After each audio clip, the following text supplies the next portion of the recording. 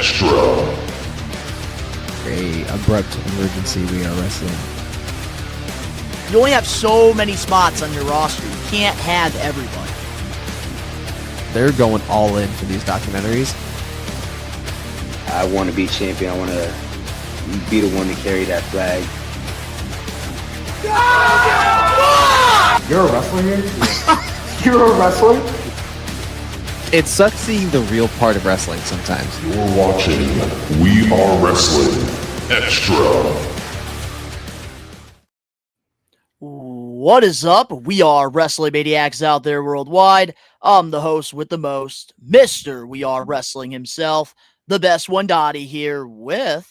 What is going on, everybody? Danny Huckins here, man. I'm back after about 2.5 months. I had some stuff going on. I'm in a new place of residence currently, and getting back on the grind when it comes to making content. So it's good to be back here, man. It's almost like it's like familiar but new at the same time.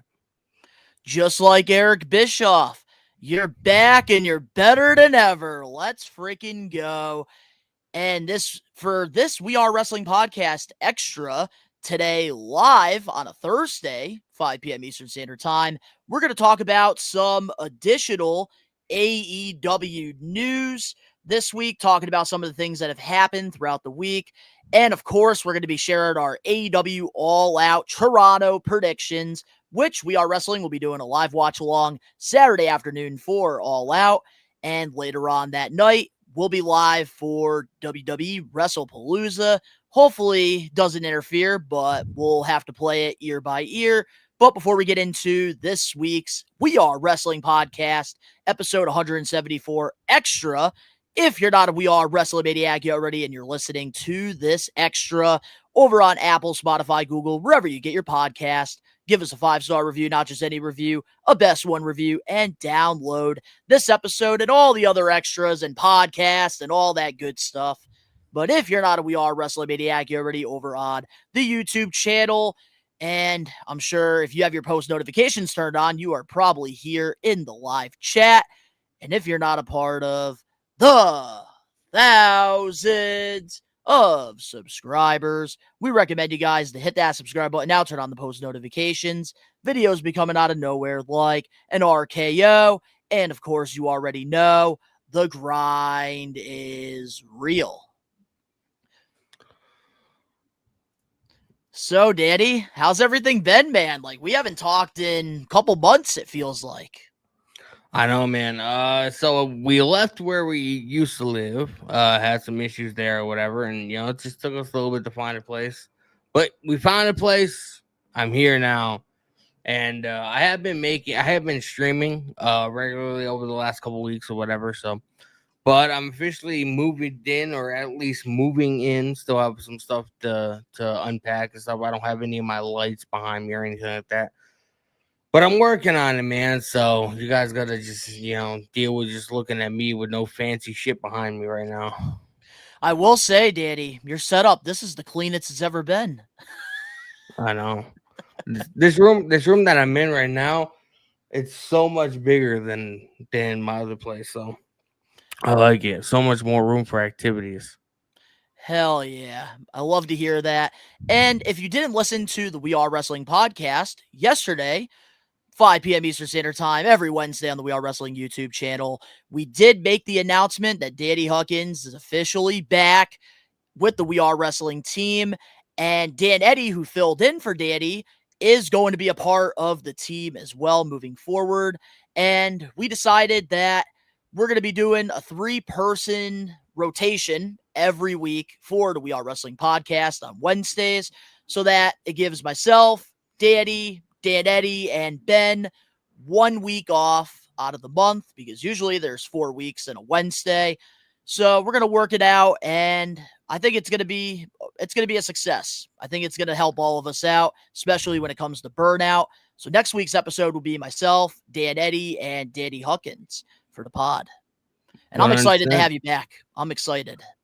I mean, It sounds like you guys need me, man. Like, you know, we gotta get that title off of you, and I feel like I'm the guy to do it. I heard what you said yesterday, man. Come on, You man. said my name and I fucking appeared. I'm like a genie.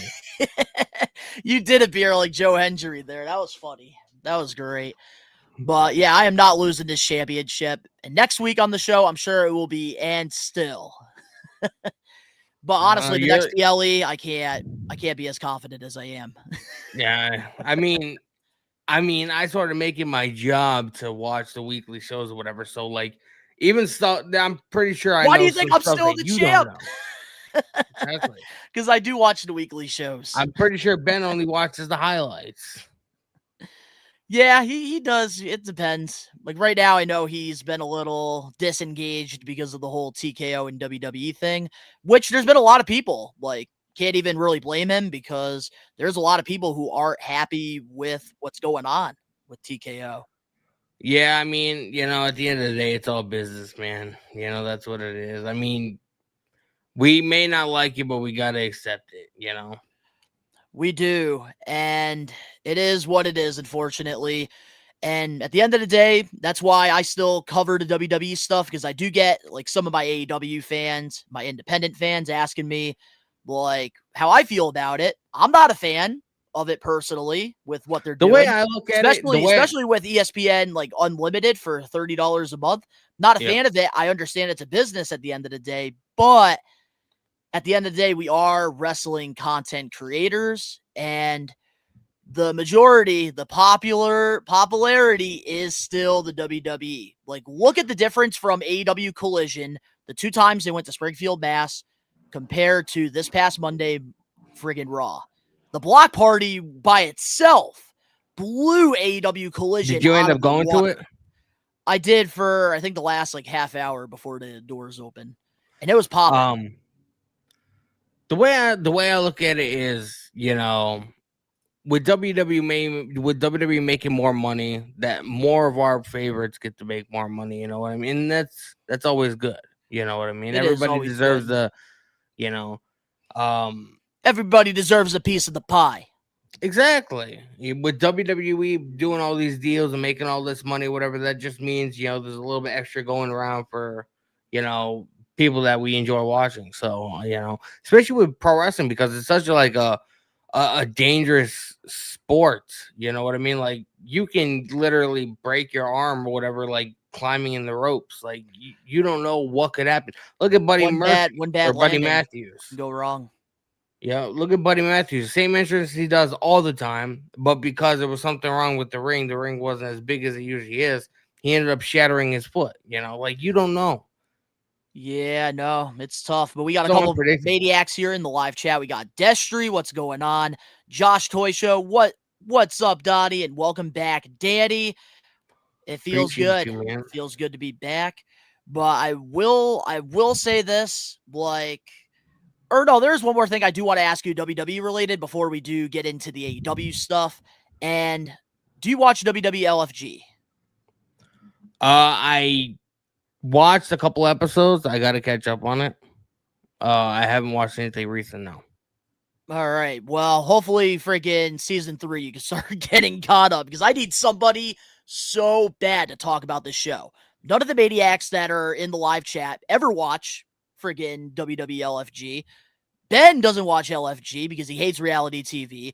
Dan Eddie is just too focused on his freaking cheesehead Packers to watch freaking. I would watch it if I had a way to watch it. So if you have a way of to allow me to watch it, please DM me and let me know, because I have no way to watch it. Well, oh yeah, we'll figure something out. I think I have an idea for next season, because what I've been doing is every season for 1 and 2, because I don't have A&E.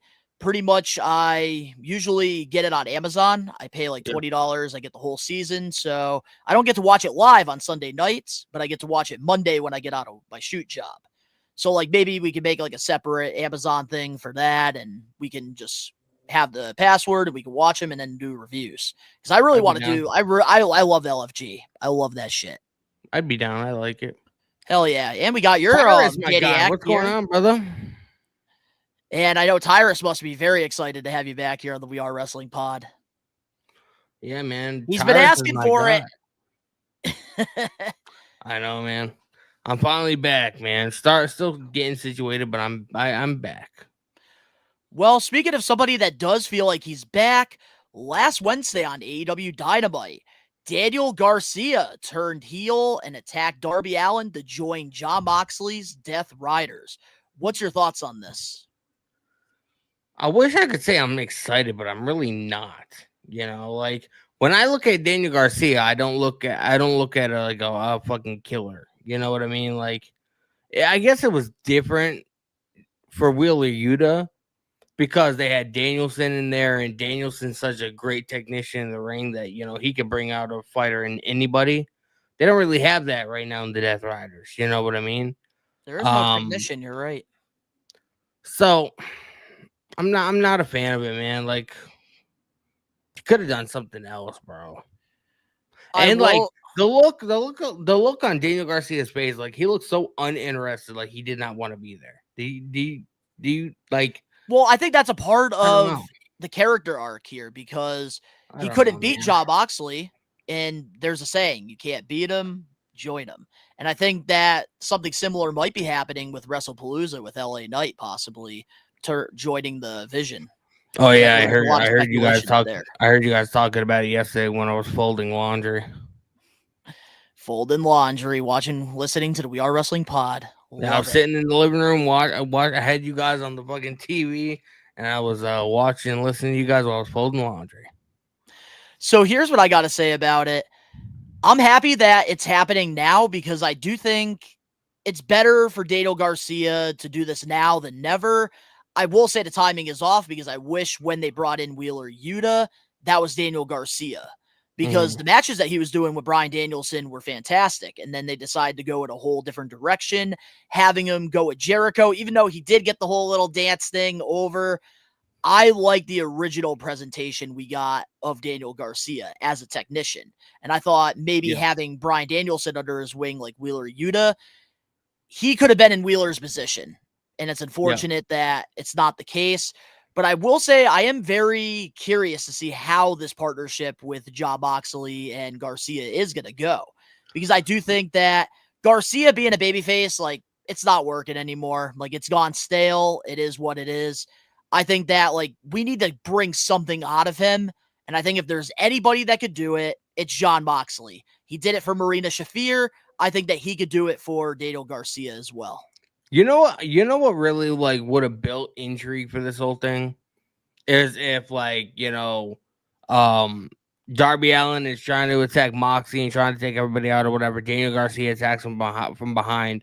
It gets revealed that it is Daniel Garcia, and then you have fucking what's his face run out, Daddy Magic run out. Daddy Magic, yeah, he should have taken him out in the attack. Like, they right should away. have and been like, "What are you doing, Danny? Why are you doing this?" And then just have Danny they did something pounding away at him. Because I know the turn was at Dynamite, and then I know on Collision they had a little confrontation, but I think it should have happened at Dynamite all in one. It should have. That was a missed opportunity. It should have happened when Daniel Garcia revealed himself. Agree. You know what I mean? And like Daddy Magic was such a cheerleader for Daniel Garcia, and like they seemed like they were so tight and so close or whatever. That's almost in the same vein as if like Dax ended up turning heel or whatever and took out Cash or whatever. It would have had that same kind of feeling to it. I feel like Daddy Magic should have came out, pleaded with him like, "What are you doing? Why are you doing this? Like what happened?" And then Daniel Garcia just fucking lays him the fuck out. Like that would have just, I don't know, that would have made the segment so much more better, and it would have got me more invested as a fan into what Daniel Garcia's story arc is going to be. No, I totally have to agree with you on that because I think if it happened right away, it would have just had a bigger impact rather than him just taking Darby out. And it would have built intrigue for the following week as well. That's what you got to do. You got to end strong, and then you got to start strong the next week to get people invested in what's happening. AW fails on that every single week. I'd say most weeks. Like, I'm not going to say 100% of the time, but definitely majority of it. 78% of the time. But I will say this though about like Garcia. Hey, look at that. We got Nathan here in the live chat. What's going Welcome on? to the stream. Yeah, I was on stream last night watching AEW, and I told everybody, I was like, I'm gonna be on We Are Wrestling today. You guys are gonna want to tune in. We got some all-out predictions. Go. All out predictions. And I just love to have somebody to talk AEW with. It's very nice. SmackDown stream tomorrow, 100%, and then we got AEW All Out on Saturday afternoon, and then Saturday night we have WrestlePalooza. Yeah, so getting now back into the whole Daniel Garcia thing, here's what I'm hoping out of this. Because I think if you really want to bring this darker, edgier side of him, I think that after All Out, we need to get the program with him and Daddy Magic and then give him a freaking street fight or something at Wrestle Dream in October. And it would give Daddy Magic something to do on TV because they obviously like him. And that's the thing. He's so good at being the babyface. And he can make it believable and he can put Garcia over as a legitimate threat. And I think that's what he needs for people to take him serious and not think about the size. I mean, at the AEW Collision in Springfield that they did, remember when FTR was beating the hell out of him and he was fucking bleeding or whatever, and Adam Cole came out or whatever?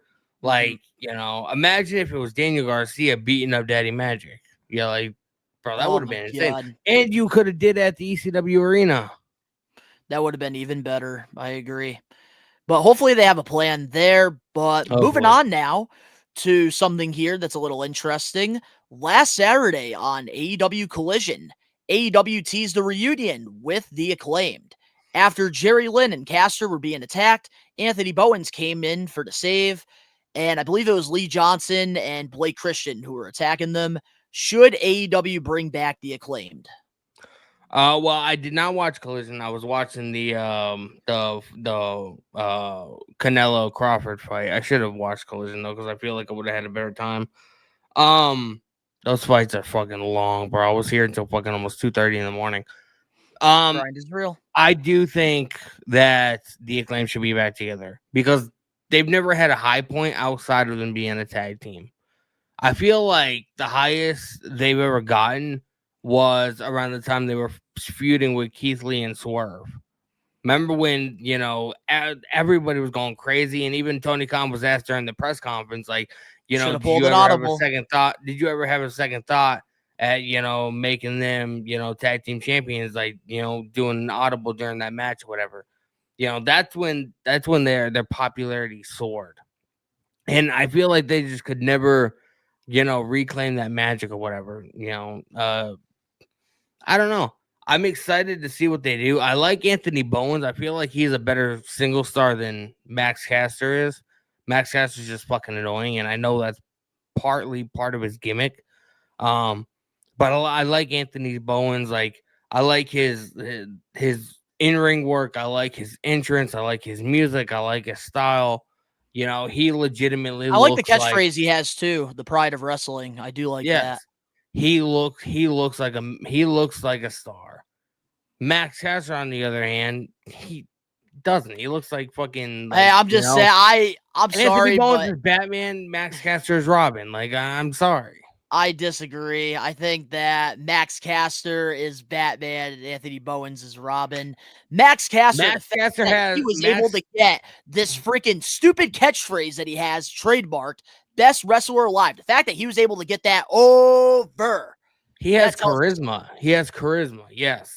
But I will say, in ring wise, Anthony Bowens is better than Caster. But when it comes to personality, larger than life, Caster's got Bowens all day. If we were talking WWE, I would probably go in the opposite direction. I would say Max Caster, is the star or whatever, because that's what WWE looks for. They look for characters.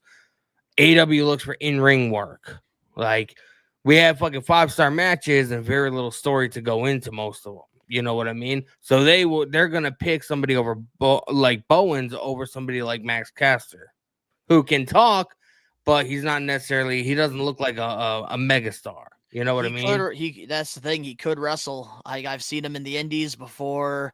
He needs to hit AEW. Hit the gym? Have you seen his arms? He's huge. Not, to be honest, I haven't recently. So you're gonna have to. I'll have to check. Caster's always been built. His dad was a football player. He played for the Cleveland Browns. Yeah, years ago. I mean, but anyway, back to what we were talking Ooh, about. hold on real quick. I do agree with Boris on here. It's a bit sad they gave up on Bowen's single run. It was a little too soon. Yeah. I mean, I liked what they were doing, you know? Like, I marked out when Bowens came out at Collision in Springfield. Like, I feel like he got one of the biggest pops of the night outside of Adam Cole. Yeah, the music, the presentation, like you were saying, like he has it. You're absolutely correct on that. Yeah. I will say this. I'm actually very excited for the Acclaim to come back because I felt like they should have never broken up to begin with. I will say Caster definitely took advantage of the time being a single star, pretty much jobbing out to other people. And I think the whole like best wrestler alive thing, like it's a fun little gimmick, but like having the Acclaimed, like him coming out freestyling every week, like you can't beat that. Like even John Cena, who is the greatest of all time in WWE, arguably, even loved the gimmick that Caster was doing. And John Cena doesn't praise a lot of things outside of World Wrestling Entertainment. So, like, I feel like overall, it is the right move to bring the Acclaimed back because it should have never been broken up to begin with. Maybe they should have been a little bit more edgier. Maybe a heel turn would have done them some good. But I will say, like, Caster, the fact that he was able to even get like a "Let's Go Maxer, the best wrestler alive" chant going, like it just tells you how talented he really is. And I think like he wants to stand out, which is why he did this jobbing gimmick. But I think he's better than that. And I think that's why we need to get him and Caster. We need to get them together. He needs to shave that Dominic Mysterio like mustache, man. It's not working. Everybody loves the mustaches in 2025. I think you got to grow out the stash, Danny. I was starting to, and I shaved today because I couldn't take it, man. It was tickling your mouth. That's such a weird statement. Don't ever say that again. I know. That was weird. All right. Well, we do have a couple of maniacs here in the chat. Tyrus, can Tony Khan have lightning in a bottle twice in a row with the Acclaimed? That's a great question. I want to say yes, but it all depends on who they're in the ring with. Like if their tag team division is not going to be strong in the company, then they're not going to be strong as a tag team. You know what I mean? I will say, if I were AEW, honestly, I would have a program, maybe have the Acclaimed go against Top Flight, maybe like a team that's really not on TV a lot first, just so you can get them back established. And then I would probably do a program with the Acclaimed and the Outrunners. I think that could definitely be something good. Have the Acclaimed be heels and then have the Outrunners as baby faces. I think give them a series of pay-per-view matches or Dynamite matches. I think that they could do something there. I mean, it's always a possibility, man. The Outrunners could actually benefit from getting put over from an established team that were former tag champs like the Acclaimed too. I feel like the Outrunners. The Outrunners just need one opportunity. They need to be on TV more because I watch Dynamite, but I don't watch Collision most weeks. You know what I mean? Because it's almost like 2 hours of fucking watching Rampage. You know what I mean? That show just got driven off a cliff. I don't know what the fuck happened since CM Punk left, but I will say Collision has been pretty good. It's just I don't like the Saturday time slot. I feel like they need to rent out the venue twice. They need to have Dynamite on Wednesday, Collision on Thursday. Agree. And then make it live on Thursdays. I think that's perfect. When they were in Boston and they had Dynamite on Wednesday and Collision on Thursday, and then they tied in what happened at the end of Dynamite to start off Collision. Bro, that's how it should be every single fucking week. Did you watch my vlog for AEW Collision in Boston with Dan I did not. I did not. I have so good. I'll check it out. You have to because I wish I had the thumbnail right now to advertise it because literally I know you had a Karen situation, whatever. Yes, we had a Karen situation. She despised Adam Cole. Probably the only person in the entire world that was happy about his injury was probably her because she legitimately hated him. Was he even there? Was he even there? Cole, yes, he wrestled Claudio, and then he ended up winning because he was the TNT champ at the time. And then we all just went this must have been crazy. before We were All like, In. yeah, let's go. Yeah, let's go chug. And then she got so mad that she left the show. It was hilarious. Jeez. Hey, we are wrestling member in the live chat, Bradley. What's going on, Bradley? Bradley, what's going Hope on, you're man? I doing see good. you occasionally pop into my streams. And we have 16 total people here because we are live on YouTube and X. So if you guys aren't following us over there or subscribe to the YouTube channel, it really does help. And I'm liking these Thursday things for WWE PLE weeks. Like, I hope we can continue doing this moving forward. Absolutely, man. Josh Toy Show says here they should have never broken the Acclaim up because I think Caster lost his aura more than Bowens. I think that's what you were iterating. You were talking about that. Yeah. But let's see what's going to happen here. I am curious to see what they're going to do with the two because I do think that, man, don't fix something that's not broken. Like, they had such good chemistry. They were a natural team that was put together in AEW. And I think that the tag team division has gotten worse without the Acclaimed in it. Yeah, yes. I mean, when AEW first, came to be, they heavily focused on tag team wrestling, and they arguably had some of the best tag teams on the planet. Like, as far as matches or whatever. Like, whenever somebody's talking about like the Lucha Brothers, like I still go back to the match at All Out that they had with the Young Bucks in the cage. Like, that's one of the best tag team matches I've ever seen in my life. Somewhere along the way is just now I feel like they kind of have the worst tag team division in pro wrestling. They are definitely in a slump right now. And that's why I'm hoping FTR, Adam Copeland, and Christian could kind of bring that spark back to the tag division. I will say what the Young Bucks are doing is great as well. It seems like they're finally getting a little spark in their ass that they've been needing for a little while. I hope the Adam Copeland and Christian Cage FTR match is not going to kick off All Out, because if it does, bro, I'm going to be mad because I have a feeling that it's All Out's going to go over WrestlePalooza. So I don't know. I hope they don't kick it off. I hope they don't either. But my thoughts on AEW pay-per-views on HBO Max, I like it. I think it's like only $10 off of like what the pay-per-view would cost. Yes, people are looking at this like it's a good thing, and I guess in a way it is because it's an easier way to be able to watch it. But people like, there's a misconception on the internet that people are like, oh, this is gonna be like Peacock with WWE, to where if you have a subscription to HBO Max that you're automatically gonna be able to watch the pay-per-views. It's not going to go that way. Not with You're going to have Brothers. to pay the $15 or $20 a month plus $40 for the pay-per-view.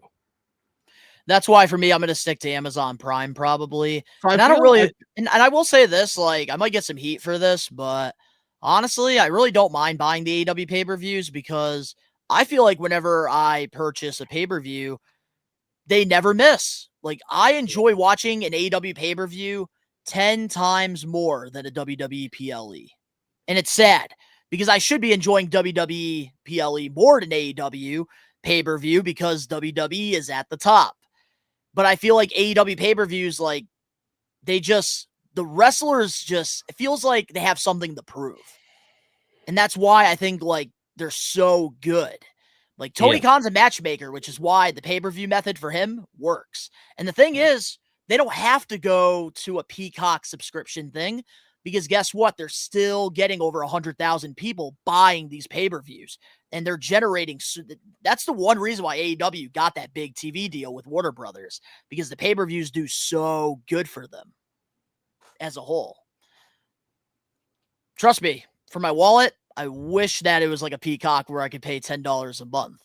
But if they were putting on low-quality pay-per-views, then I would be pissed about it. But I think that they're putting on some of the best pay-per-views in all of wrestling. Now, here's what I want to ask. Wait, and they could put that effort, if they could put that effort into their weekly shows, which I think they are rebuilding pretty decently in 2025. Still, they need a lot of work to do.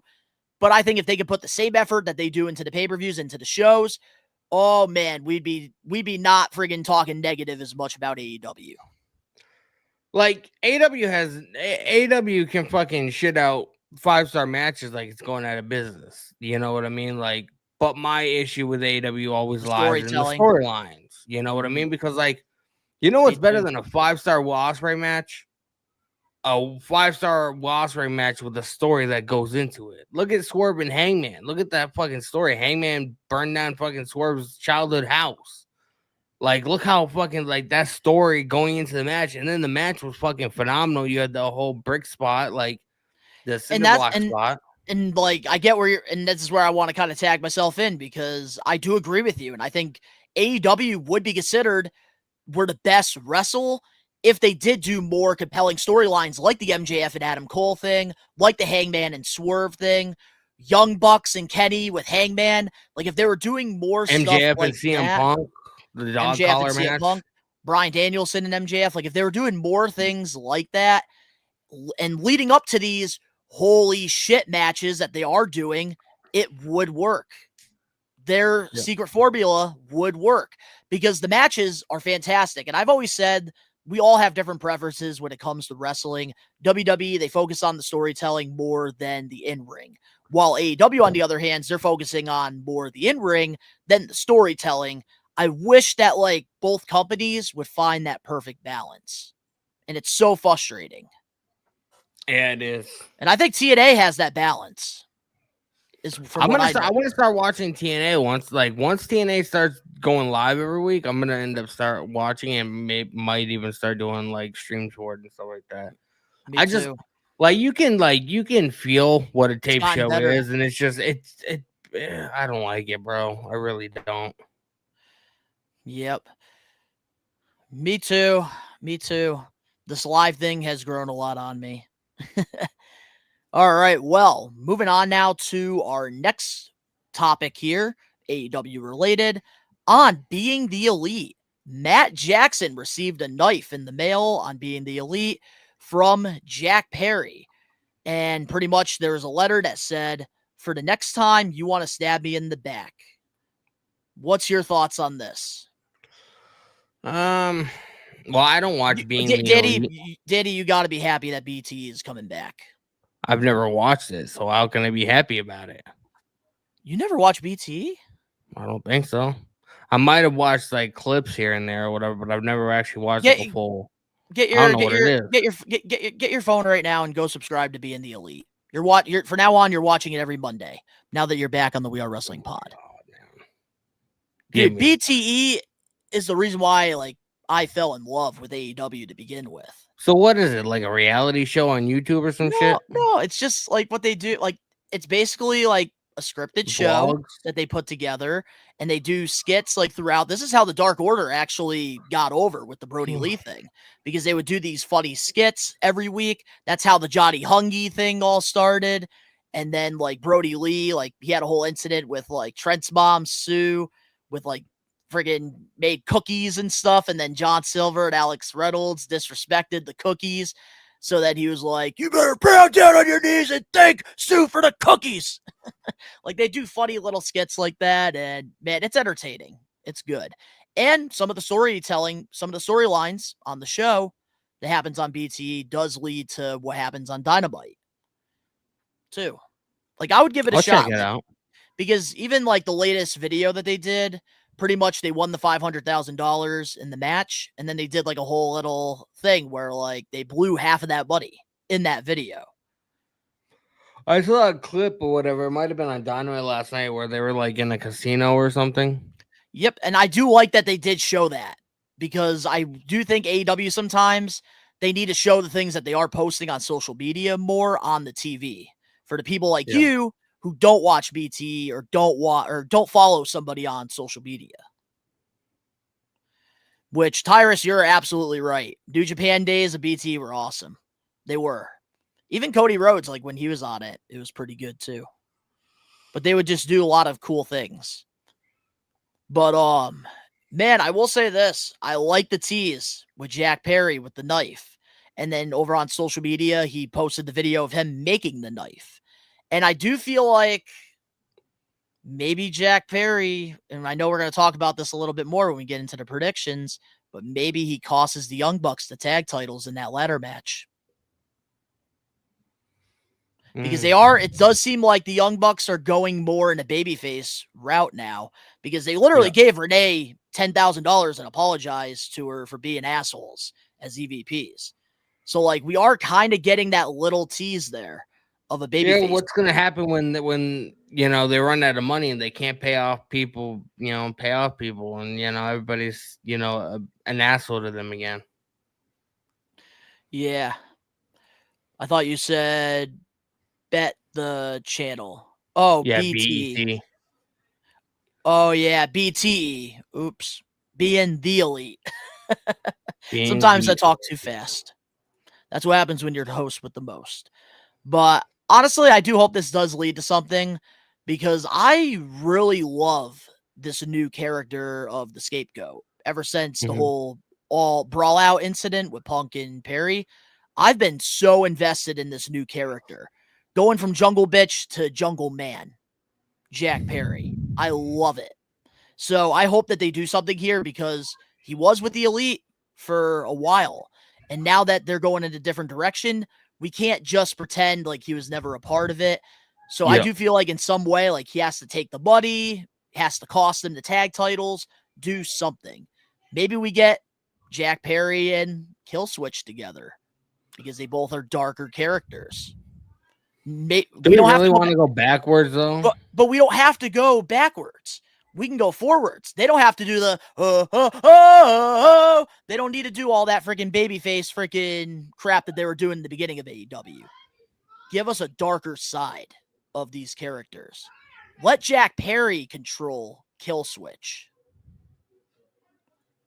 Because I don't know, singles, like Jack Perry could do something, I think, single wise, but Killswitch, because AEW focuses more on the smaller people, I feel like he's gonna get lost in the shuffle a little bit. Yep. I mean, I'd be down to see it. I just don't want them to. The worst thing is like, Hell yeah, you split a certain tag team up, whatever, that have them go off on their own and do their own thing, or whatever, and then that doesn't work. So you pair them back together, whatever, and then you just go backwards and start doing the same old shtick that they did before. So I don't want to see that happen. But if they can find a way to utilize both of them as a team, again, not necessarily like a tag team, but like, sort of like the outcast of AEW. You know what I mean? Oh, like one helps the other. Like they watch each other's backs. Yeah. I see where you're going. And maybe they end up having like a faction to where like there's more people in AEW that feel like they're outcasts or whatever, and there's like a massive like takeover sort of thing. I don't know. I wouldn't be totally against that, because I just realized we don't really have a lot of factions in AEW anymore. A lot of them have disappeared. I think the only ones I can think of on the top of my head as of right now, I'm sure we're missing a couple, Death Riders and the Don Callis family. So they could do something there. You're totally right. And this will be our last thing we talk about here with the Young Bucks before we get into our last topic, before predictions. Tyrus here in the live chat. Bucks need to return to the EVP status as a payoff eventually. They are the only personas to have authority figures since Christopher Daniels gets beat up almost every time. I disagree. I don't want that to happen. This past Wednesday on AEW Dynamite, I actually liked that MJF was in Tony Khan's office. Yes, we didn't see Tony Khan on TV, but I think we need to get more, since Tony Khan wants to do all these press conferences and stuff. Let's get more of that. Bro, why did Tony Khan's office, like the outside of his office, look like it was like a fucking like a public restroom at like a baseball stadium or something like that? It just looked like a fucking boiler room or something. Like, what the fuck? This guy's a billionaire, can't even get an actual office inside the venue. What the fuck is this? They put him out by the trash. They discarded him like piece of trash. But I don't know. I think like having Tony Khan there, like I think we need more of that. Like I don't mind the on-screen role, or give somebody that's not being on TV that general manager role. I feel like we do need a GM for AEW. I don't want it to be Tony Khan, because I don't know how much I can handle him talking. Yeah, because at times you could also do the same thing, like where, for example, Adam Pearce and Nick Aldis, they talk to the wrestlers about their frustrations, and then they go to the higher ups like Triple H and TKO, and then that's what leads to different matches. They could do something similar to that, have the GM Yeah. be there, and then they could be like, well, I'll talk to Tony Khan and see if we can make this happen or something. I do think we need an on-roll authority, so I will agree with Tyrus to an extent. Yeah. I don't want to be the Young Bucks because I don't want it either. like if the Young Bucks weren't actually going to be wrestlers anymore, then maybe okay. But if I feel like you can't be an authority figure if you're going to be an in-ring talent as well.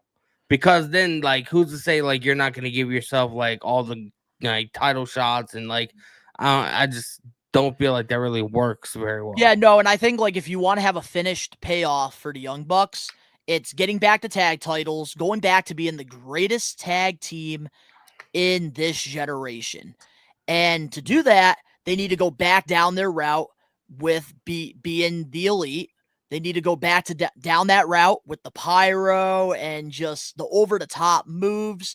That's the Young Bucks we need. We don't need to have Christopher Columbus wannabes anymore. Like, it was fun while it lasted, but, like, I think what they're doing right now is great, and I think that it's only going to go up from here, and I think that it's going to lead to them winning tag titles, and I think the fans are going to fall in love with them again. You know what I would do? And hear me out on this. I don't know if you'll like it. You may not. You guys in the chat may like it or may not. I would take Danielson off of commentary, and I would have him be GM. Because, I mean, nope, like... Nope, not happening. Who does Tony Khan have more trust in than him? Nope. Bryan Danielson is way too good on commentary. The last couple weeks, I've actually enjoyed watching a full broadcast with Danielson talking play-by-play because he's so good.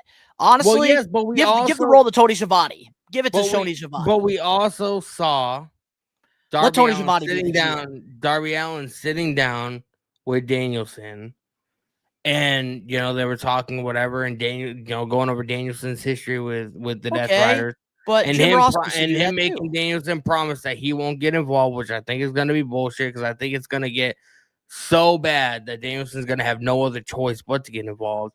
I feel like that's a way to really get him in the door being an authority figure on AEW television. That could work, but I love the commentary role for him. I would just give it to Tony Schiavone or Taz.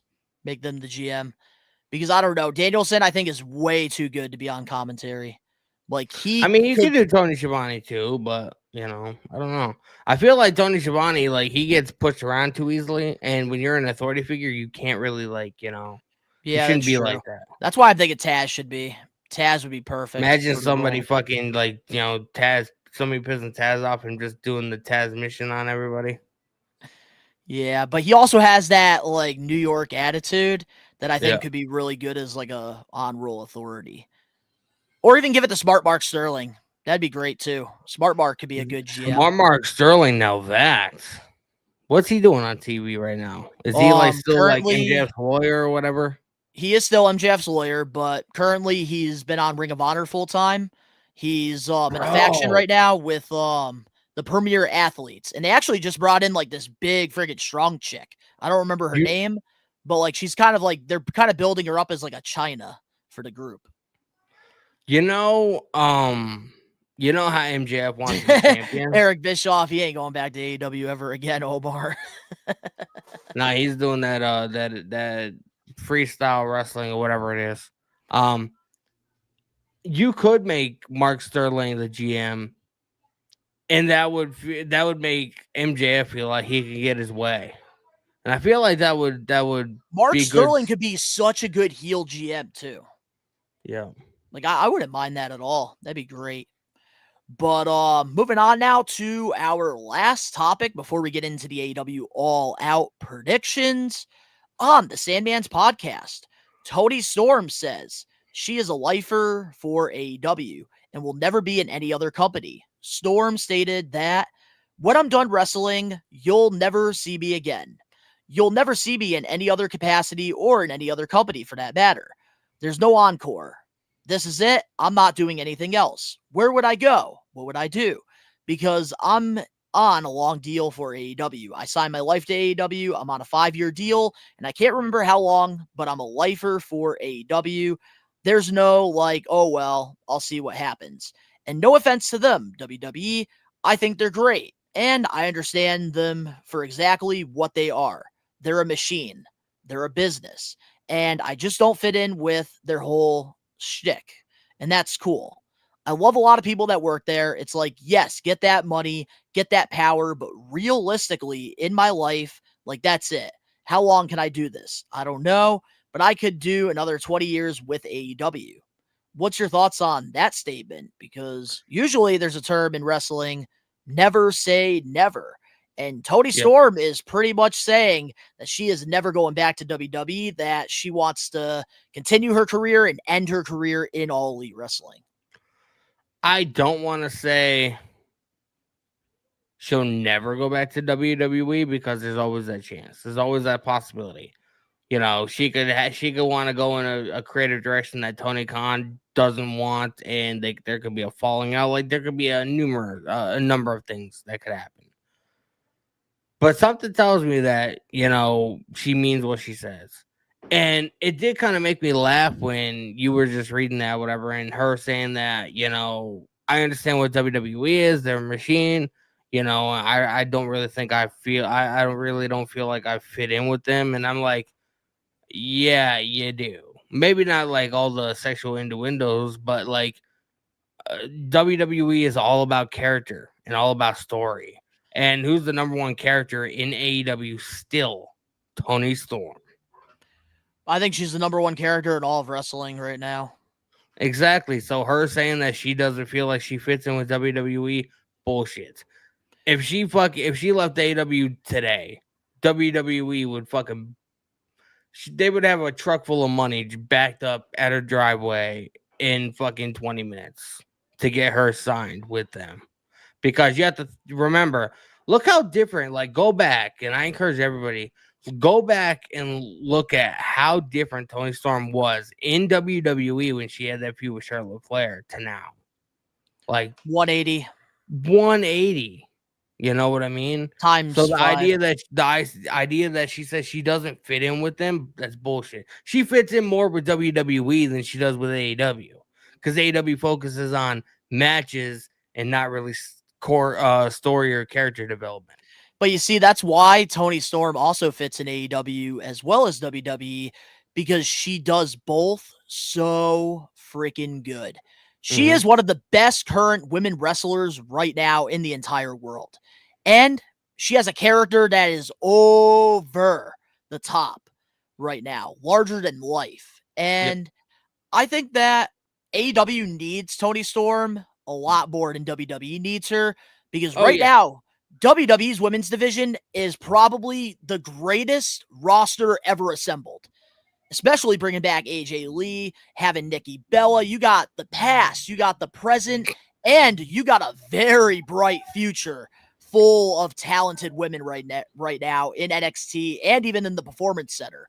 Like, when I watch WWE LFG, some of these women that are on that show right now competing for an NXT contract are so good that they deserve to be on NXT. Maybe even I can't go that far with Monday Night Raw or SmackDown, but NXT at least, or even Evolve. I like the new girl and the dude that they have on NXT now, the Tyra May Steele and the other one. Oh, what? Tyra May Steele? No. You don't like her? I can't fucking stand her. Oh my God. Zena Sterling should have won. And what about the other one there? Oh, I love Jasper Troy. Yeah, Then the Jasper knee, baby. Troy. Then the freaking knee. I love Jasper Troy. That guy is going to be a star. Tyra May Steele, I mean, from what I saw, I did watch the first season of LFG, and I did watch a couple of her matches in NXT. She doesn't do that bad of a job. Is she going to be like, like top tier main event level talent? No, but I feel like she's got something as long as she sticks with it. She's in NXT right now. That's there's somebody developmental. Maybe I'm not a fan of her because there was somebody in season 1 that I felt like deserved to win, and that was Zena Sterling over her. It just felt like Zena Sterling beat her in all levels.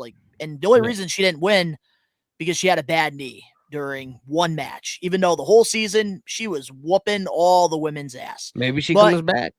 But getting back now, back to what I was saying with the stacked women's roster, Toni Storm doesn't really need to go back to WWE. I think AEW, they need her so much more than WWE does. it would be cool to see her in WWE with this character, but I think WWE right now, especially with their stacked women's division, it's oversaturated. And I think if it's not her that's going to get lost in the shuffle, somebody that is very talented will get lost. Not gonna lie though, I would call me whatever you want to call me, call me selfish or whatever, but there's a bunch of matches in WWE I would love to see. Oh, me Toni too. Storm in. Oh my God. Her versus Stephanie Valkyrie. Her versus Rhea Ripley. Oh my God. Her versus Blake Monroe again, because that storyline with Mariah May and freaking Toni Storm, one of the greatest rivalries in 2025. Yep. So I don't want to say it's never going to happen. There's a small possibility. Slight possibility. But we'll have to wait and see what happens there, because in wrestling, literally anything could happen. CM Punk, No, did when he anybody left in think CM Punk 2014, would come back to wrestling? well, I was just going to say in 2014, he literally said to Ariel that he's never going to come back to wrestling. And look at him now, back in WWE. Not in the only WWE. is he back in WWE, AJ Lee is back in WWE, and CM Punk literally got fired on their wedding day. Exactly. So never say never is a real thing, and we're just gonna have to wait and see, because you never know what can happen. Literally, AEW, something could happen where somebody buys Warner Brothers and they go out of business, and then WWE gets the rights. You never know what can happen. Exactly. But hopefully that doesn't happen, because I do think we need AEW. But Toni Storm, we'll have to wait and see what happens. I just want AEW to be better, and they have so much potential, but they just squander every single chance they get. That's my issue. All right. Well, with that being said, now let's get into the AEW All Out Toronto 2025 full predictions. And the way we like to do this is we like to go in depth about the matches, talk about the build-up leading to it. And of course, we have to pick a winner. Unfortunately, the We Are Wrestling Championship is not on the line here, because it is being defended for the WrestlePalooza predictions. Donnie's afraid that he would lose to me, so he doesn't. He's like, hey, I know this motherfucker.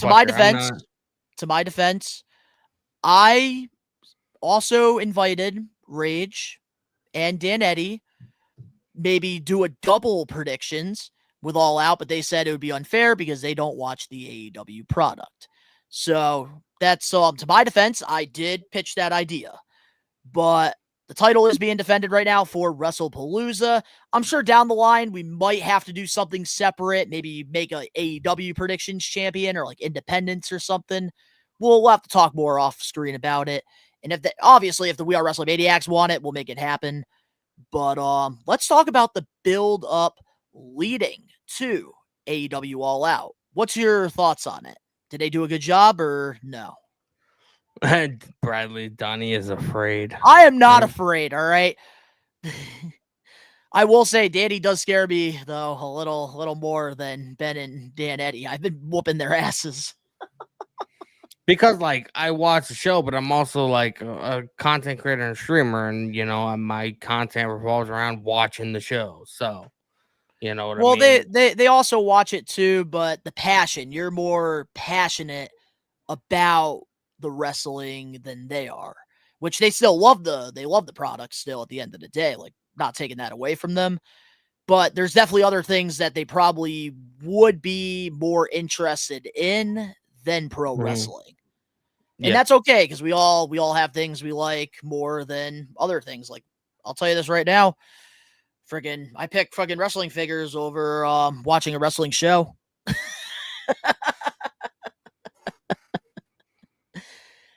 Yeah, that's just the name of the game. But how do you feel though about the all out build up?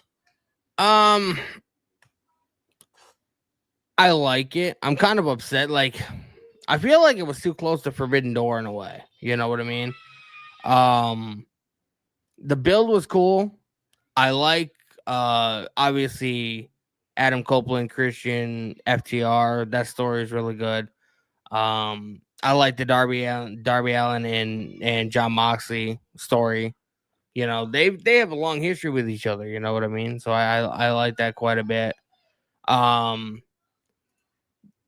The build up is pretty much standard for what AEW typically does. They have 13 matches. They have 3 or 4 of the matches have actual story going into them, and then the rest are just banger matches. So pretty much standard for what AEW tends to do.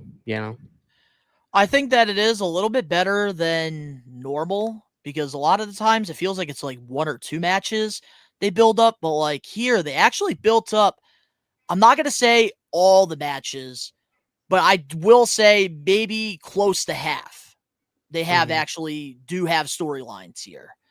Maybe not the best storylines, but there is a story.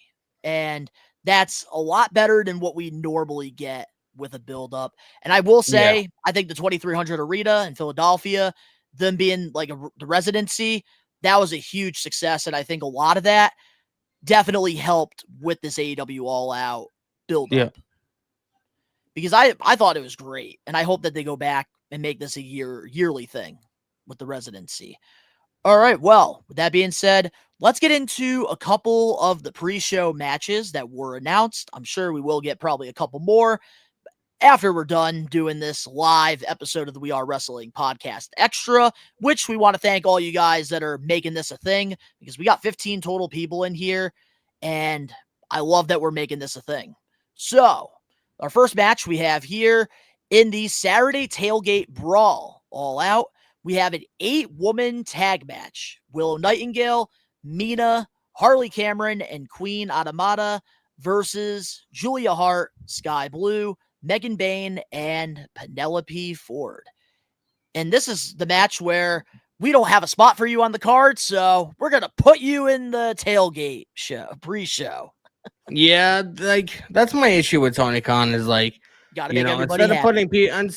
of putting people on the show that actually deserve to be there, he feels like he needs to get everybody on the show. And I mean, we had fucking 2 Dynamites in a week to where we had massive 8-man tag team matches, and like he For just money. feels like he needs to get everybody on the show.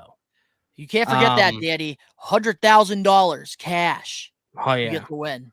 I can go to Walmart and buy a. I gotta ask you about that. Do you think that like they actually give them $100,000 for real, or do you think it's just like kayfabe? Knowing TK, probably. Yeah, the Young Bucks were really blowing real money. They got a bonus. No, that's probably fake money, but I'd probably say they probably did legitimately write them out a check and divide it, and they probably did give like, but the money we see on TV, like, because they left a lot of money in the aisleways, they left a lot of money in the ring or whatever. Like, if that was legit money, bro, I'll fucking take a vacuum cleaner. I'm taking all that shit. Get that Luigi Mansion vacuum cleaner. But I will say this, like, it is cool that they are giving these women an opportunity, because AEW's women's division is actually very underrated in my opinion. And like, even just wrestling as a whole right now, TNA has a great knockouts division.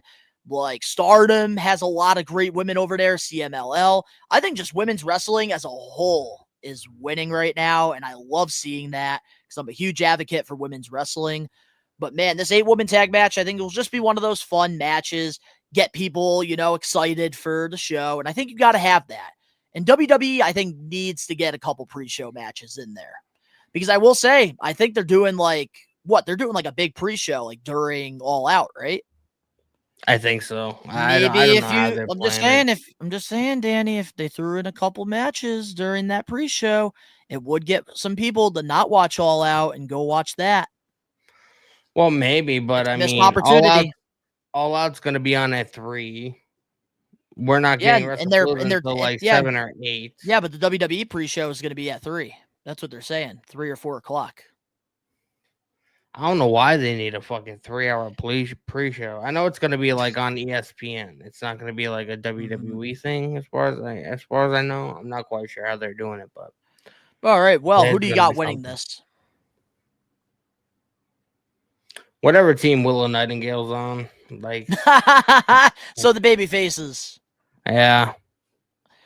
I do want to look at this graphic one more time, because like Penelope Ford and Megan Bayne, she got brought in like a megastar, and then I don't know what the fuck happened. She's just sort of there. Yeah, I think the baby faces are gonna win. I think too. I'm gonna have to agree with you on that. And Omar here in the live chat says, I am more excited about All Out than WrestlePalooza. People are saying that WrestlePalooza is like brand new. It's not. It was an ECW pay-per-view. It was. I'm going with the team that Mina's on. Hell yeah. Let's go. I'm actually more excited for All Out too, because I feel like I know the AEW pay-per-views, they deliver. WWE, they have a stacked card, but like sometimes they do under-deliver. Like with their PLEs. Not all the time. I'm excited for both, but the thing is, like, I'm a horrible person to ask about this kind of stuff, whatever, because I always bring up the fact that, like, if I was just sitting here, not streaming, not making content, not hanging out with people, like, if I was just sitting here watching the show, I'd probably have a lot different of a perspective.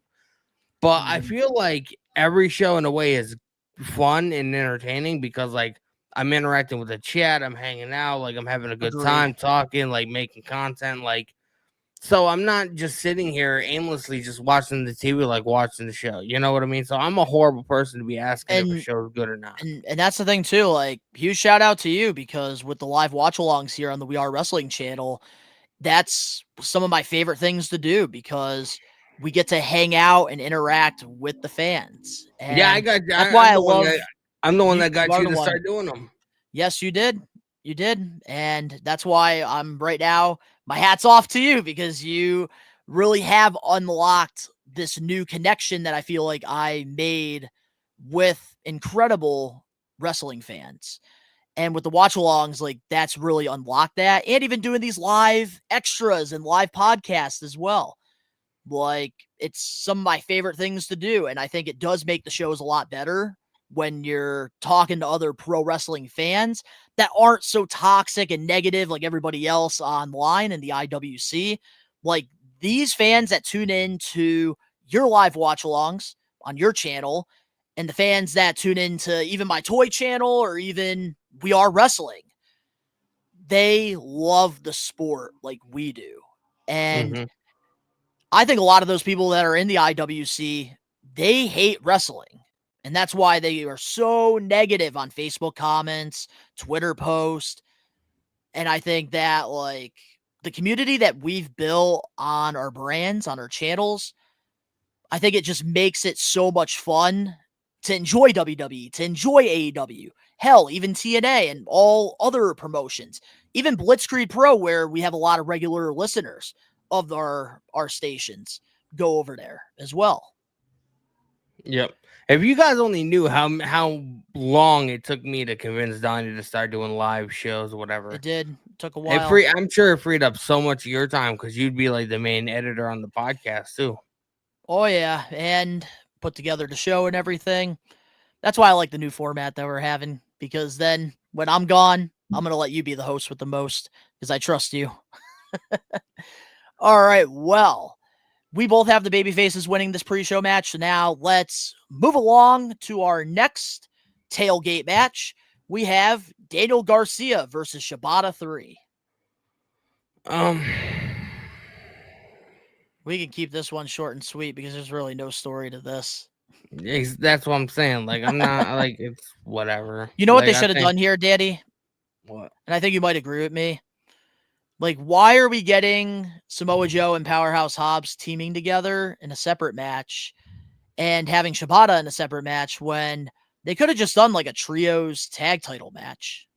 Exactly. The opposite of the trios champions. When was the last time they defended their titles? Not that long ago, actually. Like, why are they not I know they on a defended pay-per-view? Presidency. They should be. Like, I don't know. Like, I feel like maybe it is too soon to have Daniel Garcia, Claudio, and Wheeler go for the trio belts. Maybe at the next pay-per-view, that would be a perfect match to do. But I do think that this is a missed opportunity, like, just having Shibata in a singles match. Because you have all three guys that are healthy. Does anybody legitimately care about Shibata and Daniel Garcia right now? I care about Garcia. But Shibata, I Not don't really. because they haven't done.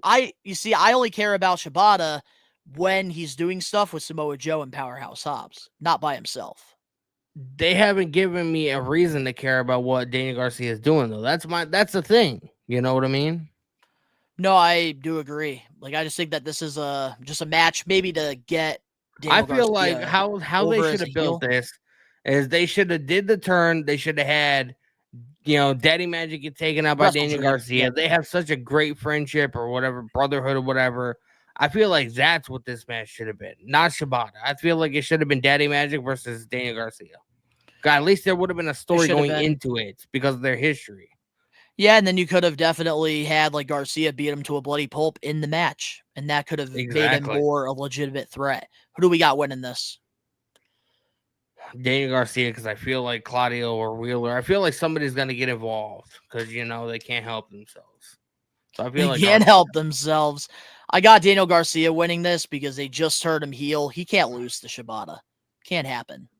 Can't. All right. Well, moving on to our last pre-show match as of right now for the tailgate, we have Samoa Joe and Powerhouse Hobbs, 2/3 of the trio champions, going against the Workhorsemen, Anthony Henry and JD Drake. Another match with no story. Powerhouse Hobbs and Samoa Joe are gonna win because why would they lose to a tag team that's barely showcased on TV when they're technically trio champions? It's not gonna happen. I will say I do feel bad for I feel bad, but I'm also happy for the Workhorsemen because they are two guys that did do a lot in beyond wrestling in our area.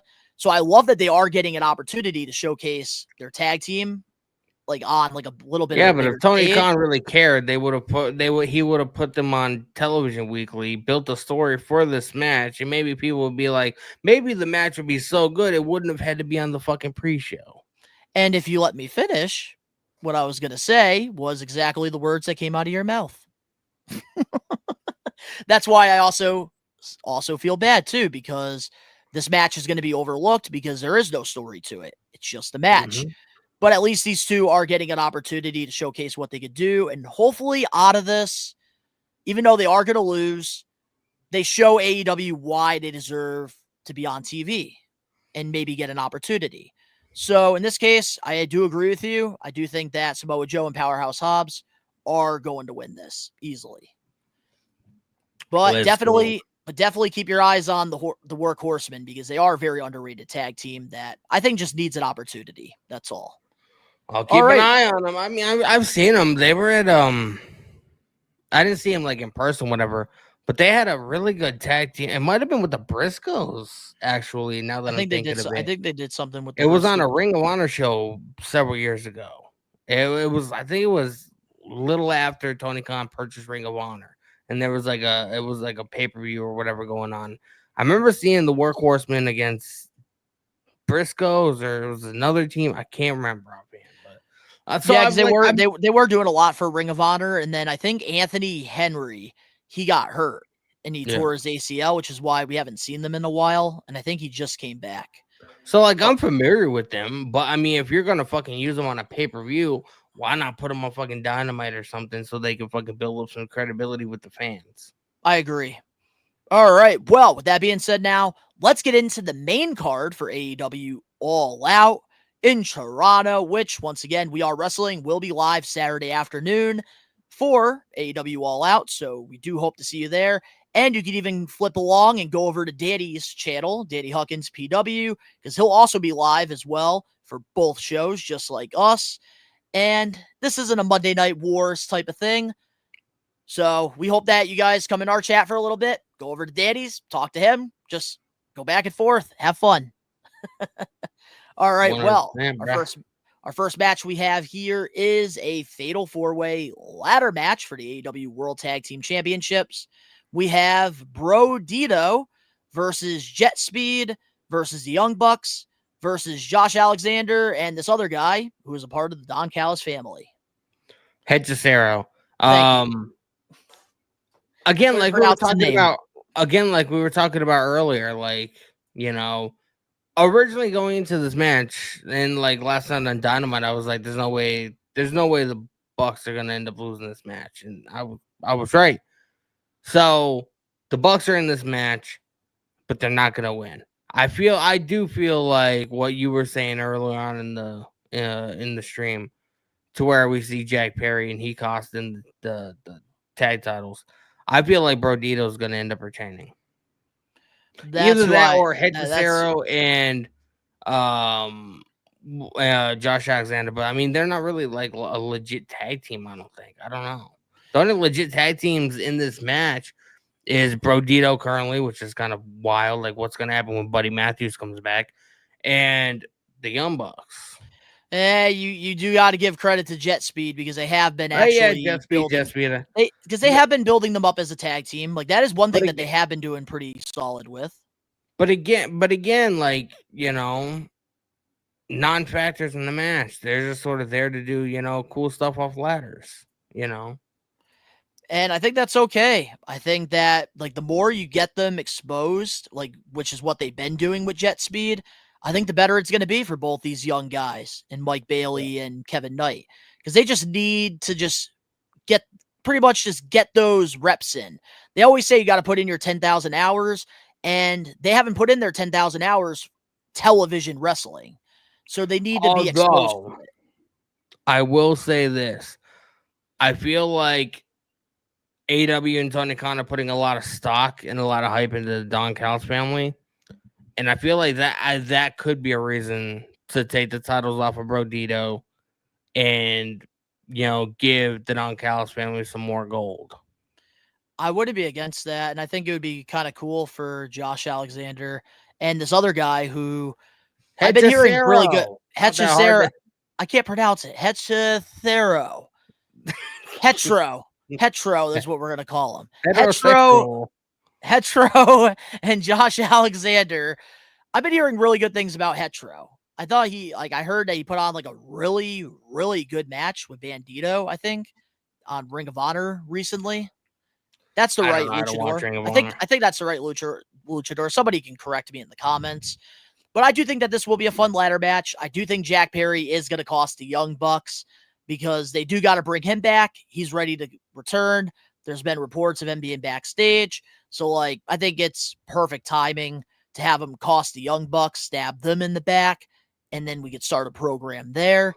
I do think that Bandito and Brody King, clearly they have plans for these guys because they did take the titles off of Lashley and Shelton Benjamin and also FTR. And they were the last people I think any of us were expecting to win the tag titles. And I think that they're not going to lose the belts yet. And I think that they are going to put some stock into them. So I'm going to have to go with Bandito and Brody King. 100%, bro. 100%. Tyrus in the live chat. Babyface tag teams will be presented quite better if Don Callis family teams are involved in the tag team division. Agree. And that's why I like the Don Callis family too. Because I think that like Don Callis gets such good heat that it does make any babyface look good. Don Callis' fucking introduction when it comes to Hechicero, like, he just fucking holds that shit in, bro. He's trying to be like Michael Buffer with the "Let's get ready to rumble." That guy goes absolutely crazy, bro. All right, well, moving on to a match that I don't think you and I don't give a shit about. I think Rage will, and it is for the AEW TBS Championship. Mercedes Moné will be defending her title against Rio. Bro, Rio got little to no reaction last night. She's not a star. The fact that Tony Khan thinks she is, just because somebody's like big in Japan doesn't mean they're going to be big in the U.S. You know what? Japanese wrestling is not a big thing here in the U.S. You know what I mean? So the idea that, you know, he thought, oh my God, it's Rio. You know, she's going to be, you know, taking on fucking Mercedes. Mercedes not going to lose, first of all. We already know this. This is going to be like child's play, bro. It's going to be like fucking like, I feel like it's almost like child abuse because Rio's like a small child. Like, you know. So, Rio is good, but like, here's my problem. She's not a star. Nobody knows who the fuck she is. She gets little to no reaction. Hey, she was the very first AEW Women's Champion. Here's what I got to say about. How well did that turn out for her? All right, well, here's what I have to say about it. Because it's not all positive, what I'm going to say. Oh, my God. The Jesus problem, Christ. The Somebody problem, record this. I need proof. the problem that I have with Rio is she shows up, gets a title match automatically. Mm-hmm. They put on an okay match. She loses the belt, disappears for 3 to 6 months. She comes back out of the blue, gets another title shot. And I feel like it goes back and forth. Like, I can't even keep track. Like, after she loses to Mercedes, she's probably going to disappear for another 3 to 6 months. And then she's going to randomly show up, and then they're going to have her go against whoever the AEW Women's World Champion is. And then they're going to continue to say, well, Rio got the title shot because she was the first AEW Women's World Champion. I am tired of the same script over and over again. I get that, like, you want to keep the championship on Monet, but honestly, there's so many other worthy women wrestlers that I would have put against Mercedes. They could have done a little program maybe with her, Nyla Rose. We haven't got to see her. Maybe show some fear in Mercedes because she's going against the Native Beast. Put her in a program with Ty Mello, who just came back. Like, there's people you can have her work with that, like, you could make them a legitimate contender and not just put them in the match because they were the first champion. We need to move on from Rio. Like, I understand she's the first women's champion. Tony Khan's loyal to a fault, and I think that he just needs to move on. She's not over with the crowd. Like, it is what it is. Mercedes is going to win this match. Tony Khan loves Japanese wrestling. Like, you know, we already know this. Yeah, Tony Khan, I think, literally thinks that Rio is Charlotte Flair. He treats Rio like she's Roman Reigns, bro. She literally has Roman Reigns' fucking schedule. That is actually true. Because even Charlotte, she'd be working full time. So, yeah, honestly, the Roman Reigns comparison works. And I'm gonna admit something. That I never thought I would ever fucking admit. You're enjoying Charlotte as a tag team with Alexa. I am too. Because she's like, it feels like she's being. She doesn't seem like Ashley. A fucking robot. Because she's being Ashley. She's being herself. And this is exactly what you, myself, Rage, and everybody in the IWC has been asking WWE to do for years. And you can tell she's enjoying herself. And that's why we're enjoying what she's doing. I will say, like, you know, I'm still not happy with her, you know, using the robes and having a similar music to her dad. Like, I still feel like there needs to be that separation. But as far as, like, in-ring stuff, I'm enjoying what she's doing now a lot more than I enjoyed any of her previous work. So, and it just feels like she's out there just having fun. Like, she's not really trying to be the main event. I think she's at that point in her career now where, like, she wants to prioritize other things outside of just wrestling. And with this tag team with Alexa, she could just go out there and just have fun and do what she loves. Because sometimes I feel like when you are trying to get to the top of the mountain, you're chasing the titles, the main events of WrestleMania, you forget why you do this. And I think that that's what's happened with Charlotte Flair for over 10 plus years. And I think now she's kind of realizing, like, why she is doing this. And a lot of it is for her brother that passed away, sadly, Reed Flair. Yeah. But yeah, this match, we already know Mercedes is winning. I would be surprised if somebody is picking Rio to win this match. I don't think anybody's going for Rio. I don't think so either. The Roman Reigns of AEW. Moving on now to our next match here on the card. We have a trios match, and that is the Hurt Syndicate, Bobby Lashley, Shelton Benjamin, and MVP versus Ricochet and the Gates of Agony. I will say, bro, and I don't know if I've said it to you. I've said it on my streams.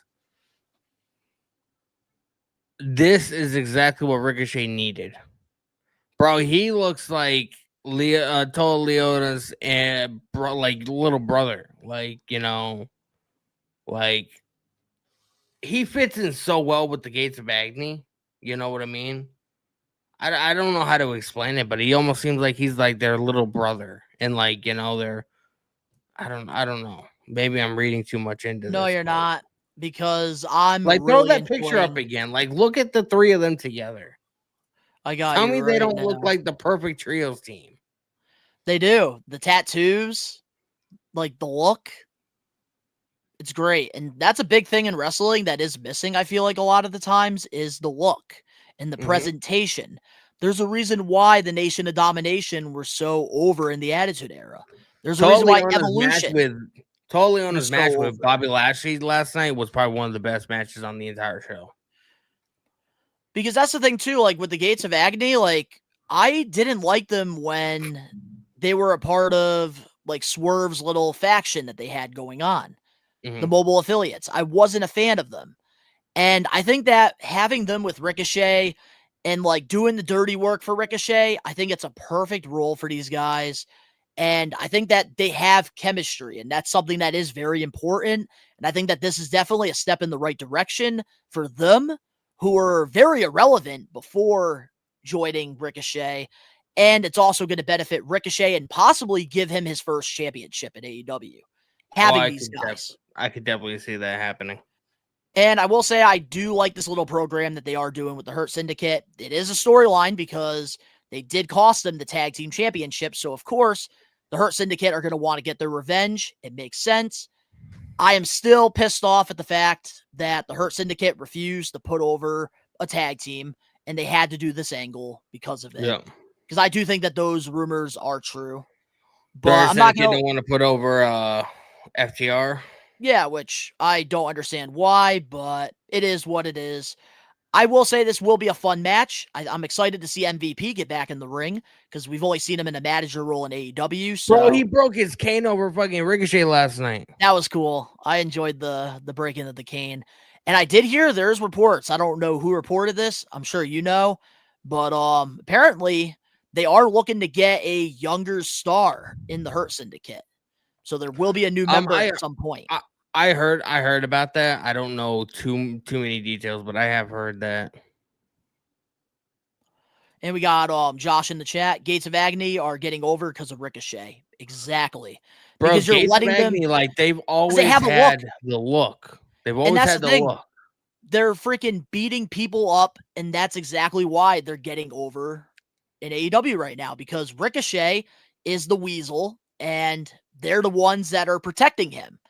And you're pretty much giving them a role that they are going to execute perfectly. While Ricochet gets to do the rest of the act, and that's why it's working. And like I said, like Ricochet looks like their little brother. Like, so like it fits, man. Like, look at that. They look so good together. They do.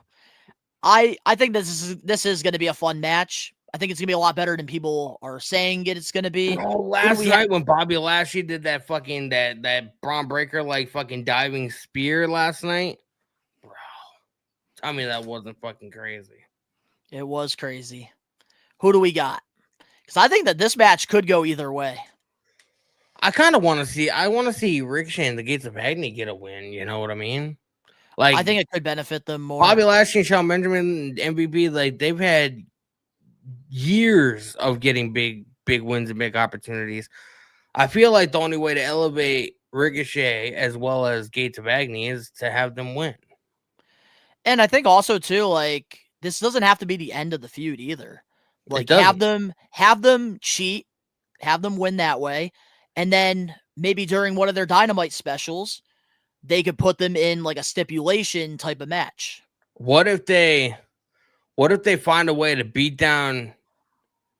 Maybe they take out Bobby Lashley, you know, like absolutely like fucking annihilate him. Turn it into a handicap match. Tip over the fucking announce table on Bobby Lashley and take him out, right? And then Shawn Benjamin is out too, but he's like trying to get up, trying to, you know, get to himself. And they end up handcuffing Shelton to the ropes. So that leaves MVP alone by himself. And MVP is the one that gets beaten down and gets the pinfall 1, 2, 3, giving the win to Gates of Agony and Ricochet. But it'll also leave the feud open to continue because, you know, Bobby Lashley and Shawn Benjamin, you know, they got treated like fucking scrubs, so they're going to want to get their revenge back. Mm-hmm. Oh, yeah, no, I definitely could see that happening. But I do think that I am gonna have to go with Gates of Agony and Ricochet because I think that they definitely could benefit from getting a win like this. Mm-hmm. All right, well, moving on now to our next match here on the card. The return of Eddie Kingston versus Big Bill. How do we feel, first off, about the return with Eddie Kingston being announced and not a surprise? I feel like I'm less excited. Like I'm excited to see Eddie Kingston. I've been a fan of Eddie Kingston for as long as I've been watching AEW. Like just that. Like I've been to New York. I met guys from New York. Like my wife has family that live out there or whatever. So like like I know how tough you have to be to fucking survive in New York City. So like just that like tough man attitude, I love it, and it reminds me of. Eddie Kingston is very similar to somebody like Kevin Owens, to where they're just brawlers, man. They just love to fight. They're brawlers and very passionate about the sport. You always need that in the world of pro wrestling. So I've been a fan of Eddie Kingston for a long time. I'm upset that they announced him and he didn't come out as a surprise. I would have been much better off because still there's really no story going into this besides Big Bill being like, I want to beat up Eddie Kingston. You know what they could have done here?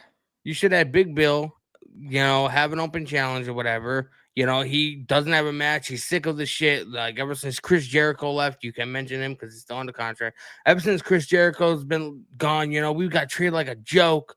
I'm not taking this shit no more. I want to fight somebody. I'm not leaving the ring until somebody comes out and gets her ass kicked. And then you got The World Is Cold and Big Pop.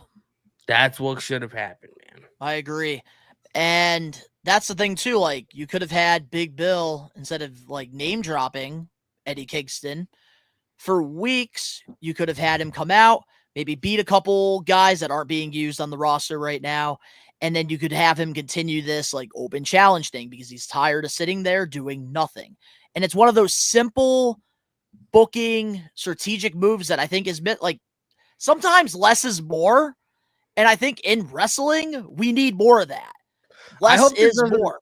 I hope this doesn't tie in with Jericho, though, because didn't Eddie Kingston and Jericho, like, they had, like, a real, like, beef going on? I hope they had the rivalry for, like, over a year. I hope this isn't about a whole, like, like, you disrespected Jericho. Like, I just hope it doesn't go in that direction, bro. Oh my God. I hope not either. Because I do want Jericho back in WWE because he's done everything he could in AEW. I don't know how I feel about him going against Big Bill. I know for months I was saying that I feel like Eddie Kingston, like during Jon Moxley's world title run, he would have been perfect, like a perfect enforcer to like kind of help Mox retain the championship. And I think he could have brought some more excitement to the Death Riders because Eddie Kingston is one that can tell a story through his promos. And especially with the relationship that he has with Jon Moxley, his hatred and love-hate with Claudio, that could have made some really good television. But I would have been so much happier to like not like take Big Bill out of the equation. If like we have this Moxley and I like Big Bill, Darby they just Allin have to match. do something with him. Like we have this Darby Allin and Jon Moxley match. Like what if like Moxley obviously wins and like maybe he starts like destroying like Darby and like people start running out and just fucking the Death Riders start taking everybody out or whatever. I feel like the one person that can stop Mox is gonna be Eddie Kingston. So I would have that would have been a great pop. And like I feel like it is gonna be the main event, the Coffin match, because they are gonna do something crazy.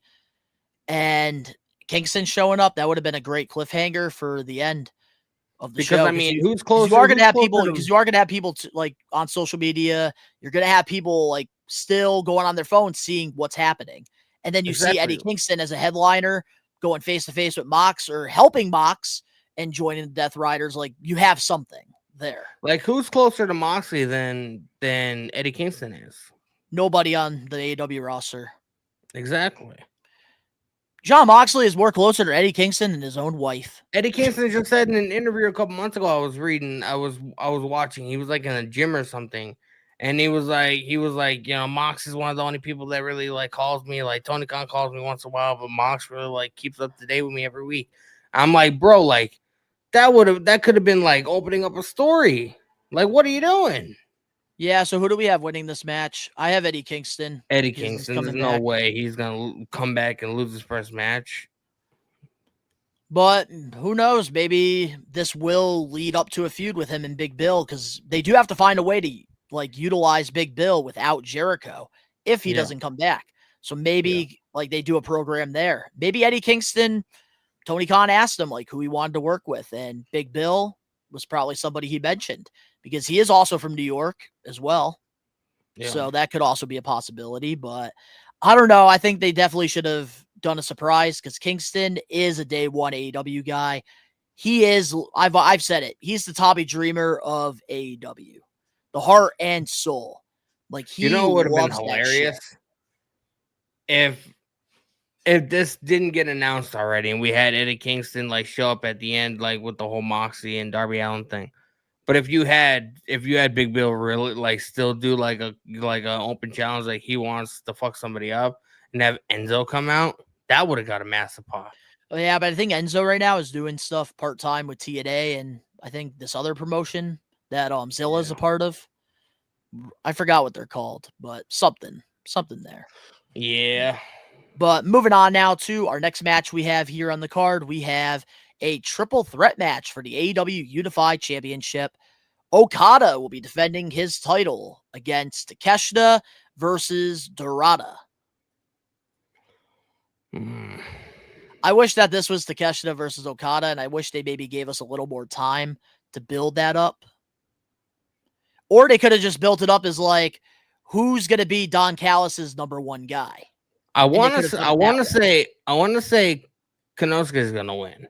But if Okada is really in the Don Callis family, which I think he is, like, yes, that would drive a wedge in the Don Callis family a little bit.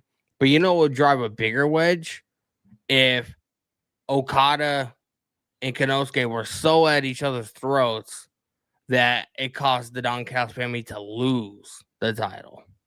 So that makes me think maybe Dorada's going to end up winning. That would make things a little bit more Konosuke interesting. and Okada are going to be so, wrapped up with each other that he's going to sneak a victory. This is tough because I don't want Okada to lose the championship yet. Like, I've actually been really enjoying him since beating Kenny Omega at All In. Like, they've actually finally been utilizing the Rainmaker. And this is the Okada I've been waiting AEW to unlock. Unless they do this, Dorada's out of the equation for right now. Okada retains the title by getting the pinfall victory over Konosuke, causing Konosuke to go fucking crazy. Starts, telling Don Callis it's either him or Okada. Don Callis chooses Okada, Konosuke out of the Don Callis family on his own, maybe doing like a babyface thing. And that still opens up the door for Wrestle Dream, Okada versus Konosuke for the title. Yeah, I feel like Wrestle Dream would probably be the best place to have that singles match. So I think there is something that is going to happen here. I think Okada maybe gets like a roll up on like Takeshita or something, and that's going to lead to some animosity where Takeshita wants to prove holds the ropes, holds the tights. Yeah, whatever but that's the thing though. Takeshita wants to prove that he's that guy, and it's not Okada, and that's what's going to lead to the face turn, which I do think is going to happen, Tyrus. And I think that Takeshita, he's picking up a lot of momentum this year, especially winning the G1 Climate tournament. And I think that he could eventually be the one to take the title off of Okada, but it's not going to happen just yet. And that's why I think that he's going to retain the belt. So I have Okada. This will be a great match, though. I feel like Dorada's in this match to do some cool stuff, but also like to throw a wedge in there so it's not as predictable. Yeah, and in kind reality, of build, it is predictable. but kind of build the story a little bit because obviously they're both going to work together. They're going to take out Dorado, and then you're going to have the issue where Takeshita wants to win the belt, and that's when they're going to have to wrestle each other a little bit. So like Dorado's in there to build the story a little bit further. Yeah. Which I think will definitely benefit long term for the Okada versus Takeshita rivalry that I think is going to be legendary And I think that they're going to put on some of the best matches in AEW when we get that. So those are my two predictions. One, either Dorado ends up, sneaking in the win, because Konosuke and Okada are distracted with each other because they're hatred for each other. He ends up winning, taking the title away from the Don Callis family, again driving a wedge within the family. Or Okada sneaking a win on Konosuke, pinning him, and again causing Konosuke to fucking go absolutely crazy and making Don Callis choose between either him or Okada, and therefore causing Konosuke to finally leave the Don Callis family, and that'll be his face turn. So I do think I'm going to go with, as my final answer, I got Okada. Yeah, I got to go with Okada too. I don't know much about Dorado. I don't know how big of a star he is in AEW. I don't really see him that often. Well, he's CMLL. So. But yeah, so I don't see him That's winning an probably AEW title. I don't know. All right, I gotta go with Okada. Well. Moving on now to our next match here. We have a tables and tax match. MJF versus Mark Briscoe. Bro.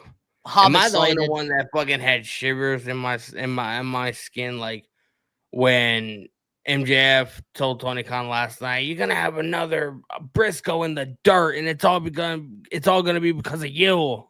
Like, I was like, did he go a little bit too far? I'm not sure. That was fantastic, though. I think the storytelling that MJF and Mark Briscoe has done, they've done a great job. And I finally feel like we are getting that older MJF back. Like, even the interaction with him and Tony Khan in the friggin' backstage locker room there. Like, yeah. I feel like Mark Briscoe is kind of bringing back the old MJF in a way. Because the thing is, like, everybody thinks first MJF's a dickhead. He's an asshole. Everybody, that's the first thing you think of with MJF. But a lot of people forget that his character, he has been pretty violent. Like, look at what he did to CM Punk with the whole Bloody Valentine promo that led to the dog collar match. MJF is ruthless. And that's why I think Mark Briscoe feuding with him, we're finally bringing that side of MJF that we haven't had in, I feel like, a couple of years now, since being the AEW World Champion. And I do think Mark Briscoe, if there's anybody that's going to bring out the best in him, as a good guy, as doing the right thing, it's MJF. And I think that they've done a great job here. Mark Briscoe pretty much cost MJF the World Championship at the last pay-per-view, which was, what the hell was the name? Forbidden Door, I think. Forbidden Door, yes. Cost him the championship at Forbidden Door. And then that led to MJF costing Mark Briscoe his championship opportunity the day after his wedding. And I think that this is a great stipulation. This is going to be, I think, it's going to get bloody. It's going to get violent. And I think I'm going to have to give this to Mark Briscoe because I do think MJF does take a little bit of time off to do his movies for like a month or two and then comes back with a vengeance. Right. He's going to be in that new, what is it? That new fucking, that new Christmas movie or whatever. I saw it's a sequel. I saw something. I did see something with the Christmas movie. Yeah, it's a sequel to another movie. I'm a big fan of the first one, so I know the second one's gonna be awesome. It's pretty much about like this family gets held up on Christmas or whatever, and it's up to Santa Claus to save the day. I can't remember. Oh, it's I got the name here. It's Violent Night. Yes, Violent Night, bro. So, have you seen the first one? I have, yes. Wow, my God, such a good movie, bro. Just like Happy Gilmore, I was very excited about MJF being rumored to have this role. Bro, MJF is so fucking good. Like the he killed it in Happy Gilmore role. Happy Gilmore was awesome. When MJF goes to WWE eventually, bro, that's gonna be a fucking wrap. But man, this is gonna be a great match, and I think Mark Briscoe finally gets a big win. Yep. And Mark Briscoe is going to make MJF look like $1 million because if there's anybody that's into the hardcore style, it's Mark Briscoe. And he's not going to be afraid to take a fucking attack bump or whatever MJF throws at him. I can't wait. Should be a good match. One of the ones I'm definitely looking forward to the most. But moving on now to our next match here on the card, we have an AEW Fatal 4-Way match for the AEW Women's World Championship. Timeless Toni Storm will be defending her title against JB Hayter versus Chris Statlander versus what the hell? I can't. I always forget her name. Who? The Toxic Tekla? Spider. Tekla? Tekla. Yeah. What's your thoughts on this match? Because they have been actually giving him segments throughout the last couple weeks to build this Last match. night was the first time I heard Tekla speak. That was like a good on the signing. mic or whatever. That was a really good signing for She AEW. seems like she really wants to get her hands on, everybody seems like they want to get their hands on Toni Storm, get your mind out of the gutter. I think this is gonna be a really good match. I really do. Like, you got Jamie Hayter, Chris Statlander, you got Tekla, you got Toni Storm. Like, how can it not be a good match? You know what I mean? I think it's gonna be a great match. But I feel like Toni Storm is gonna retain. Toni Storm is going to retain because I don't think she's going to lose a random fatal four-way match. Chris When she beat Statlander, Athena, I feel like is going to go. Yeah. Like, I think they're going to build a storyline here in some way. Because they I have feel been like teasing Chris Statlander with the Death Riders. Wheeler That's what Yuta's been trying to get her Yeah. in the group. Yeah, because they both have fucking, like, they came into AW together, didn't they? Or they, like, have some kind of, like, relationship outside of AW. Best that, like, friends. really good. Best friends. When Yeah. I fucking hated Wheeler Yuta so much. I think I don't know, because it's been a while. I'm pretty sure I'm the one that convinced you to give Will Yuta a chance when he finally got taken out of Best Friends and joined with Yes. the Because I Blackpool was Combat mad. Club. Yeah, because I was mad about Garcia not being the one picked. And it worked out. Wheeler Yuta has definitely gotten over as a heel and gets some of the loudest boos. He's definitely a second lot to Don different than he Callis. used to be. I know he looks like a Rottweiler with his hair. Where's Orange Cassidy at? Injured. He should be coming back soon, they said. But I do didn't think realize he got that injured. this Fatal 4-Way, I think it's going to be a fun match. I think that AEW's women's division, they have improved so much in the year 2025. But I do think that Timeless Toni Storm does retain her championship.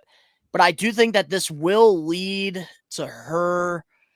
Because honestly, what I think they should do, if they are going to have Chris Statlander join the Death Riders, have a singles match at Wrestle Dream, Chris Statlander versus Timeless Toni Storm, and have Marina Shafir cost Toni Storm the championship and help Chris Statlander win. Good. Because now that Jon Moxley isn't the world championship, why not bring another world title to the group? I feel like Chris Statlander, like, if she had like a Mean Street tour, you could pair her into like a women's tag team with Marina Shafir, and I feel like they'd be pretty dominant. That would be pretty cool. I've heard rumblings of Tony Khan bringing in a women's tag team championship. So I mean, have them be first tag team champions. I will say the AW women division, they do have a lot of tag teams, so like I think they could benefit from having tag titles.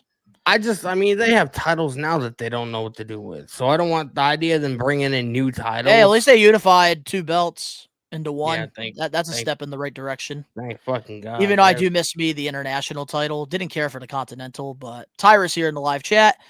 Toni got personal for seconds in her last promo. She teased an eventual loss. I don't think it's about that time. Maybe Athena would take Toni's championship. That's what I thought was going to happen at first. I mean, it could happen. I wouldn't be upset.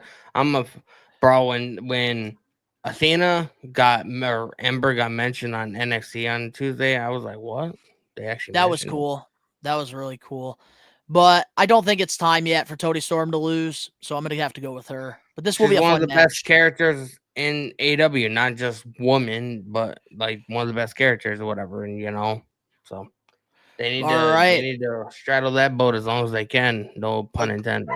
Agree. All right, well, now let's get into, we have 3 banger after banger after banger matches. So here we go. We have a tag team match. FTR versus Adam Copeland and Christian Cage. Oh, I'm real, bro. I missed the match at Forbidden Door. I will not miss this one. I'm looking forward to it. I'm a big fan of Copeland and Christian, have been since, the Attitude Era. This is the second time that they're teamed up since, I think, 2002.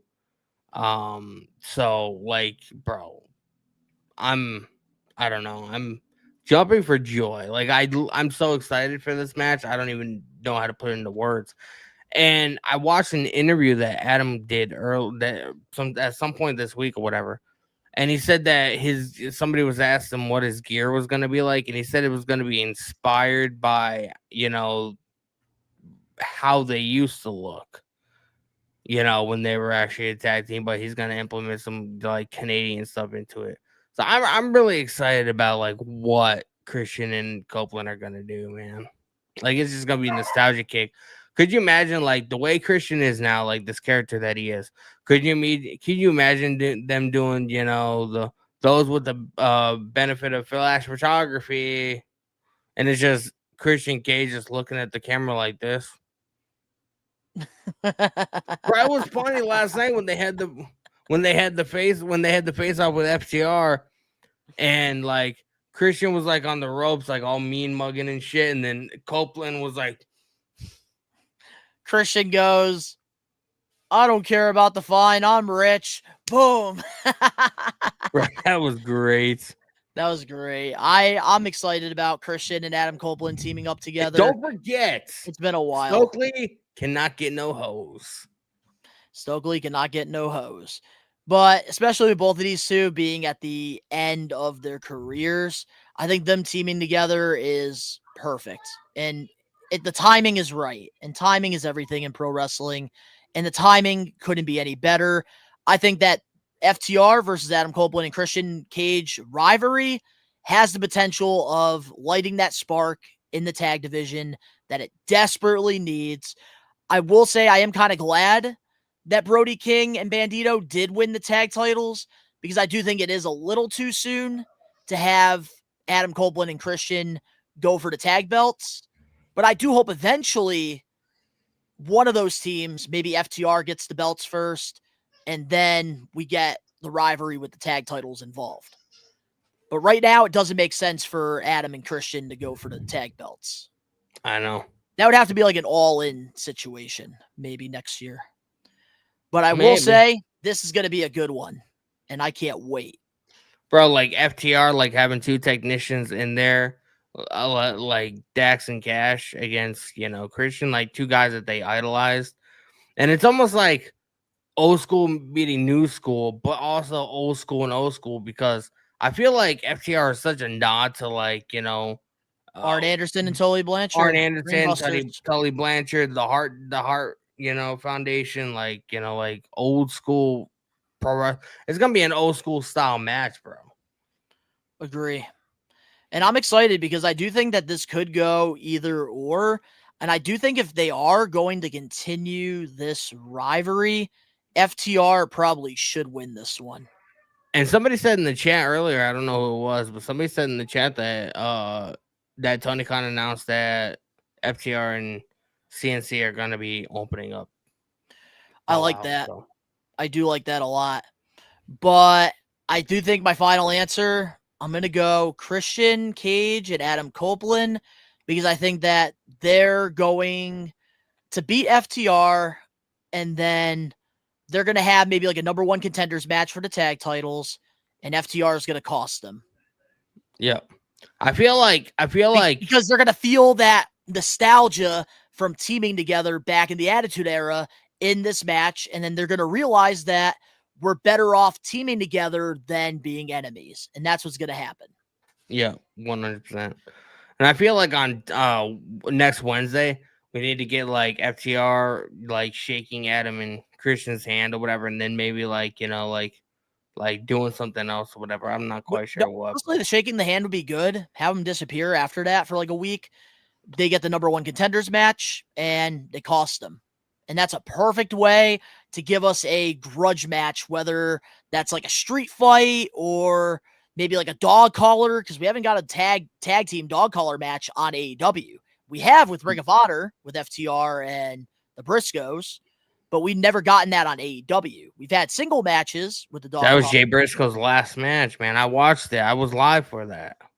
So that's why I'm saying I think that to really further this, you could have them cost them a number one contenders match.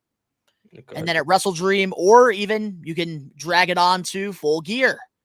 That could be one of the marquee matches. Dog collar. Oh, I'm down, bro. I'm so down. Or give him another regular match at the Wrestle Dream, and then FTR beats him the second time. So there you go, 1-1, and then dog collar match, the third match right there. So I am going to have to give match number 1 to Adam Copeland and Christian Cage because I think there's more story if they win. 100%. Moving on now to our next match here on the card. It is for the AEW World Heavyweight Championship. Hangman Adam Page will be defending his title against Kyle Fletcher.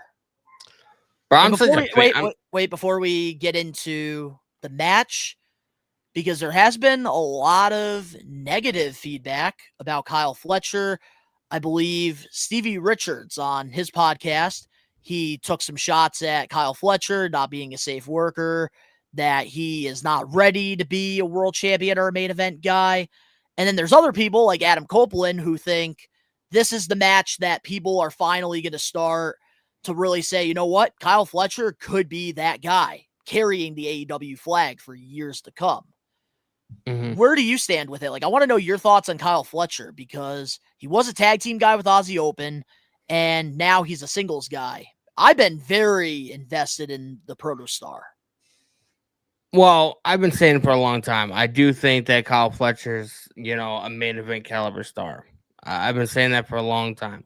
It's hard for me to really say whether he's a safe worker because I've never been in the ring, I would have to take Stevie Richards' word for it, only for the fact that the guy's done it his entire life, so he knows how things are supposed to be done. He does, but here's the thing too. At the same time, I feel like some of it is bitter and it is just the hate on Fletcher because he's not a fan of him in particular. Because that's the thing. Sometimes, because some of these legends, don't get me wrong, their opinions matter. They're very important, and they have taken the bumps. They have sacrificed years into the sport, so their opinion definitely matters a lot more than my opinion. Because I'm a wrestling fan. You're a wrestling fan too. But sometimes, like Jim Cornette, if it's a topic about Kenny Omega, he is going to play favoritism because he doesn't like the guy. And I think sometimes you have to put your personal issues with somebody aside and appreciate them. And I think Stevie Richards doesn't really watch the full AEW product. And I think that he's only thinking about the one time that Adam Cole pretty much almost got hurt in that match with Kyle Fletcher. And I think he can't get past that. And that's why he's making the comments towards Fletcher not being a safe worker and stuff. And I think that that's why a lot of legends and other people are saying that it's coming off bitter. And I love Stevie Richards. I love his show. I respect him. One of the most underrated performers in the business, but I do disagree with his take on Kyle Fletcher, and that's okay. Yeah. That whole powerbomb spot between Adam Cole and Fletcher, I know for a good 2 weeks after that, people were just debating on whether, that should have happened and stuff like that. Mm-hmm. I feel like this is a question you should ask me again next week when I have time to sit down and watch the full video. Because sometimes people clip things out of context. So maybe he gives clarification of what he means. It's not necessarily that he's not a safe worker, but there's certain things that he should be doing, but he doesn't do. You know what I mean? And I think what it is, because Kyle Fletcher even said, responding to the allegations, that he is all for taking advice from the legends that have stepped in the ring before him. But the way Stevie Richards went about it, he seemed bitter about the position that Kyle Fletcher is in. And I think that's the part that some of these legends and Fletcher don't appreciate. Well, I'm going to give Stevie the benefit of the doubt. Ask me this again next week, and I'm sure somebody in the chat will remind you. by next week, I will watch the entire video that he says that in, and then I'll have a little bit more clarification.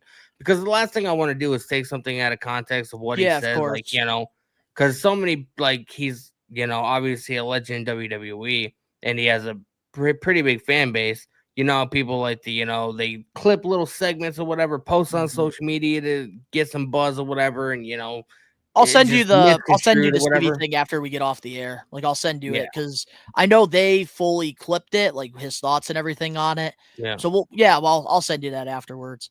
But now getting back into the match with Hangman and Fletcher, how do you feel about this?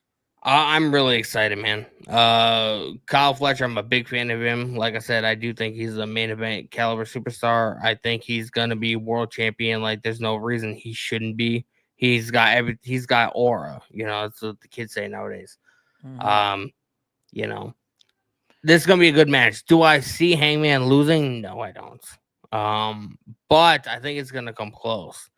And like he said, if Don Callis or any of the family, you know, get involved, he gets stripped of the TNT title as well. So, you know, it's as far as I know, it's going to be a one-on-one match, but that doesn't mean we're not going to see somebody.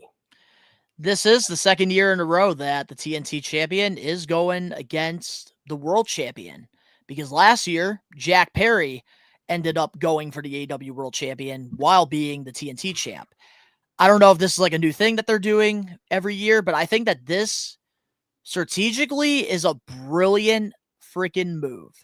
Even though the TNT title is not being defended here, this is a great way to show some credibility to that champion by having him go against the world champion. Because we've gotten that back in the old days of WWF. Hell, WrestleMania, they had a title versus title, Ultimate Warrior versus Hulk Hogan. Not comparing Hogan and Warrior to Fletcher and Hangman, but just like the championships being involved. It's okay for somebody to be a mid-card champion and go for the world title. TNA did the option C with the X Division Championship. That's how Austin Aries went from being an X Division guy to a world champion main event player. And with Kyle Fletcher being in the spotlight, going against Hangman Adam Page, who is red hot after his fantastic match with MJF at Forbidden Door and beating Jon Moxley for the AEW World Championship, this is a great way to get more eyes on Kyle Fletcher, and adding that stipulation in there where if the Don Callis family interferes, they strip him of the TNT belt. Brilliant. Tony Khan was really thinking here, and I'm going to give him credit where it's due because I shit on a lot of the storylines that AEW does, but this was brilliant because if you want to show that Kyle Fletcher can be that guy, carry the AEW flag, be the main event guy, be a future world heavyweight champion, he does need to do it on his own. And honestly, having him go against Hangman Adam Page and getting to see the best version of Kyle Fletcher, this is going to be eye-opening for a lot of people. And even Adam Copeland said it during an interview this week, that he thinks that this will be the match that people are going to start really paying attention to Kyle Fletcher because he could be a main event guy. Here's a prediction. I don't know if you're going to be in agreement with me. I do see Kyle Fletcher winning the world title, but I don't see it happening until All In next year when they go back to Wembley Stadium. I'm not going to put a time and place for him to win the championship, but it will happen. If it's not next year, it's definitely going to be 2027 because I already see it. 3 to 5 years from now, the Pro Wrestling Illustrated top 500 wrestlers, Kyle Fletcher is going to be number one on that list at some point 3 to 5 years from now. Yep. And it's only a matter of time. The kid is only 26 years old. He's got such a bright future. Yes, he still makes mistakes like that powerbomb spot that he did to Adam Cole. But at the end of the day, to become a better performer, you have to make those mistakes. And Adam Cole fucking was like, bro, it's not that serious, didn't he? And Adam Cole didn't even get injured from that spot. It was a different match. Yep. But here's the thing, with Kyle Fletcher, the kid's got such a bright future. He's really got it. And at first, I didn't know what the hell they were going to do. I thought this was going to be one of those scenarios where him and his tag partner from Aussie Open, they were both going to be Marty Jannetty's, and that's it. Yeah. But then Will Ospreay had that storyline with him. He cut the hair and changed his whole character. And I instantly was invested in Kyle Fletcher, the protostar. And he is living up to that name. Everything he does, I really enjoy. Forbidden Door, his match with, I forgot who he was wrestling. That was one of my favorite matches on the card because it was so good. He really could be a main event guy. And honestly, putting him here at AEW All Out against Hangman Adam Page, this is a perfect spot for him. And he doesn't even have to win to be put over.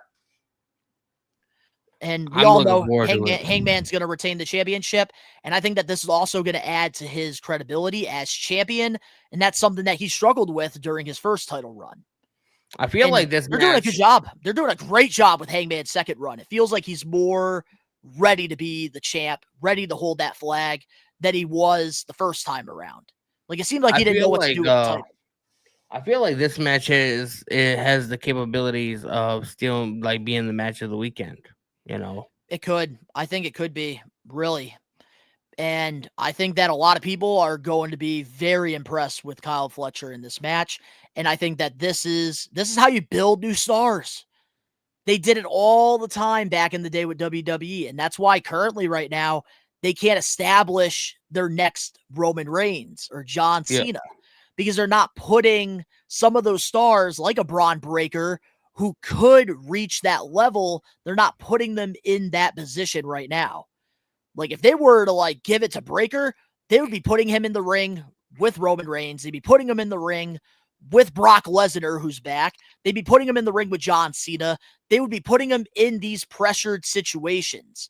And that's the thing. That's one thing I do like about AEW is they're not afraid to put some of their young stars into those pressured situations because that's how you create stars. And why do you think a lot of the times we're seeing AEW people leave when their contracts are up and they're going to WWE?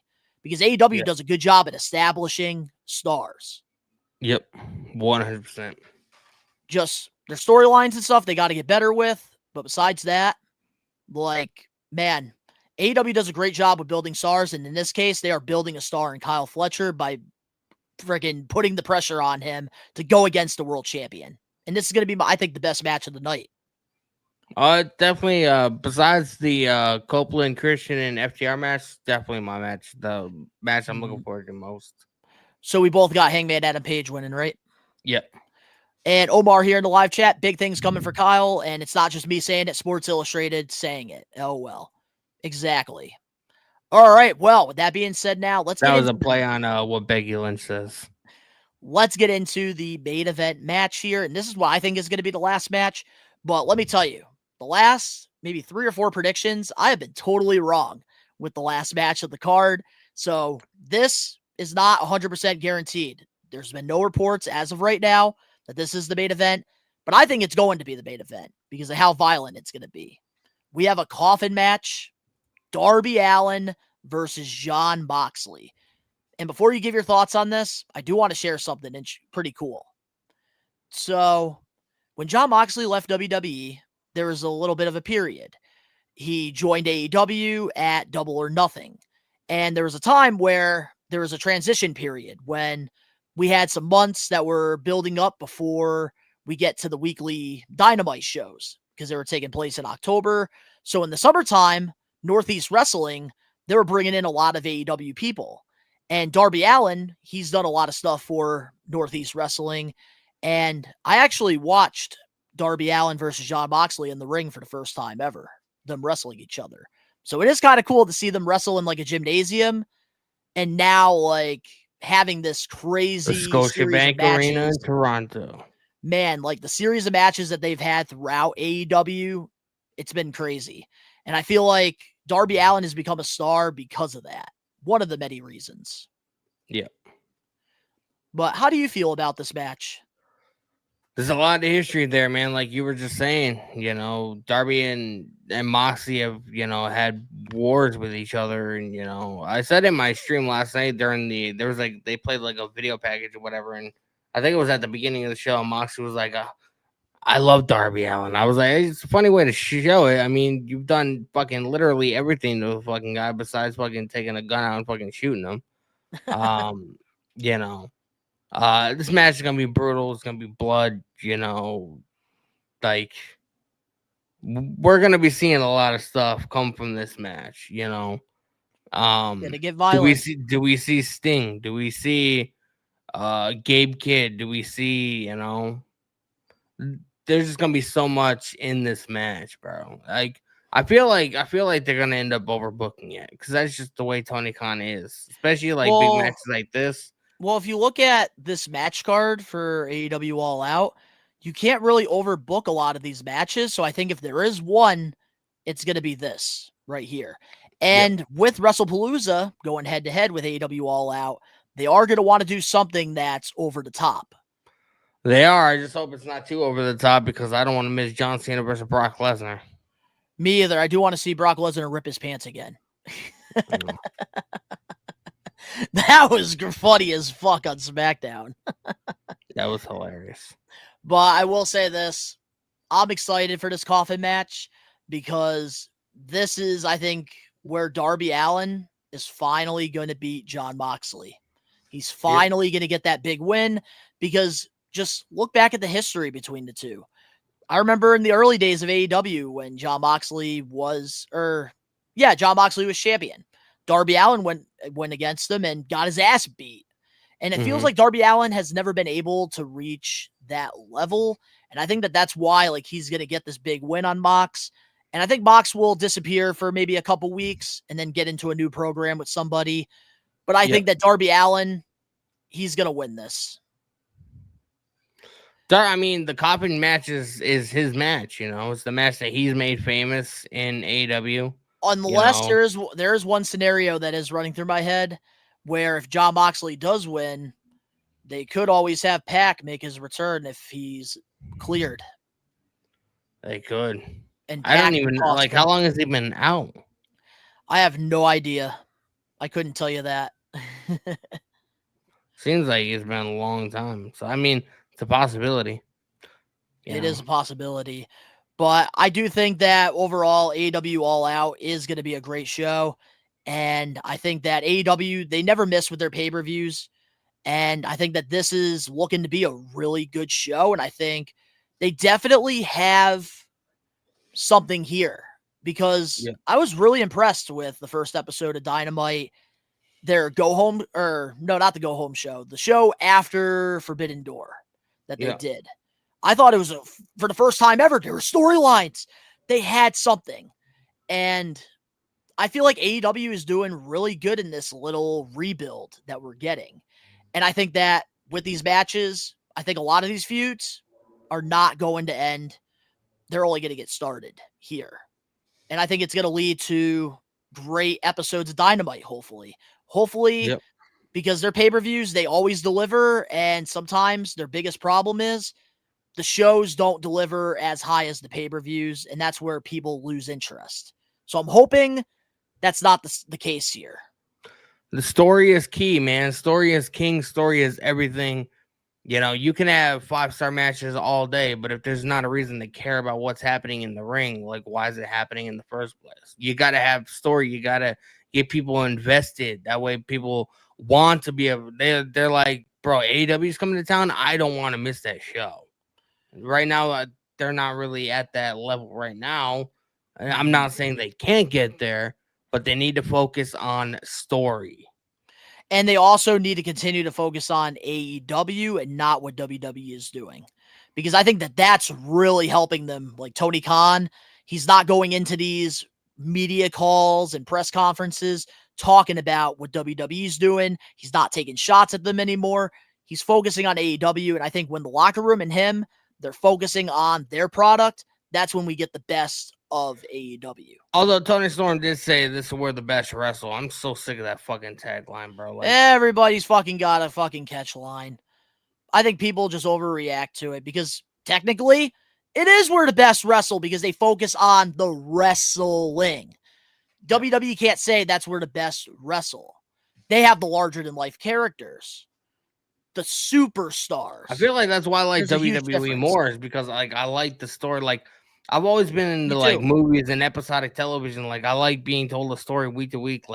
I'm gonna watch this week because I want to see what like my favorite Me, characters are up me to, too. like going on an adventure. Like, you Me know, too, but I don't like, get that. I don't get me that too, much. but with I like. AEW.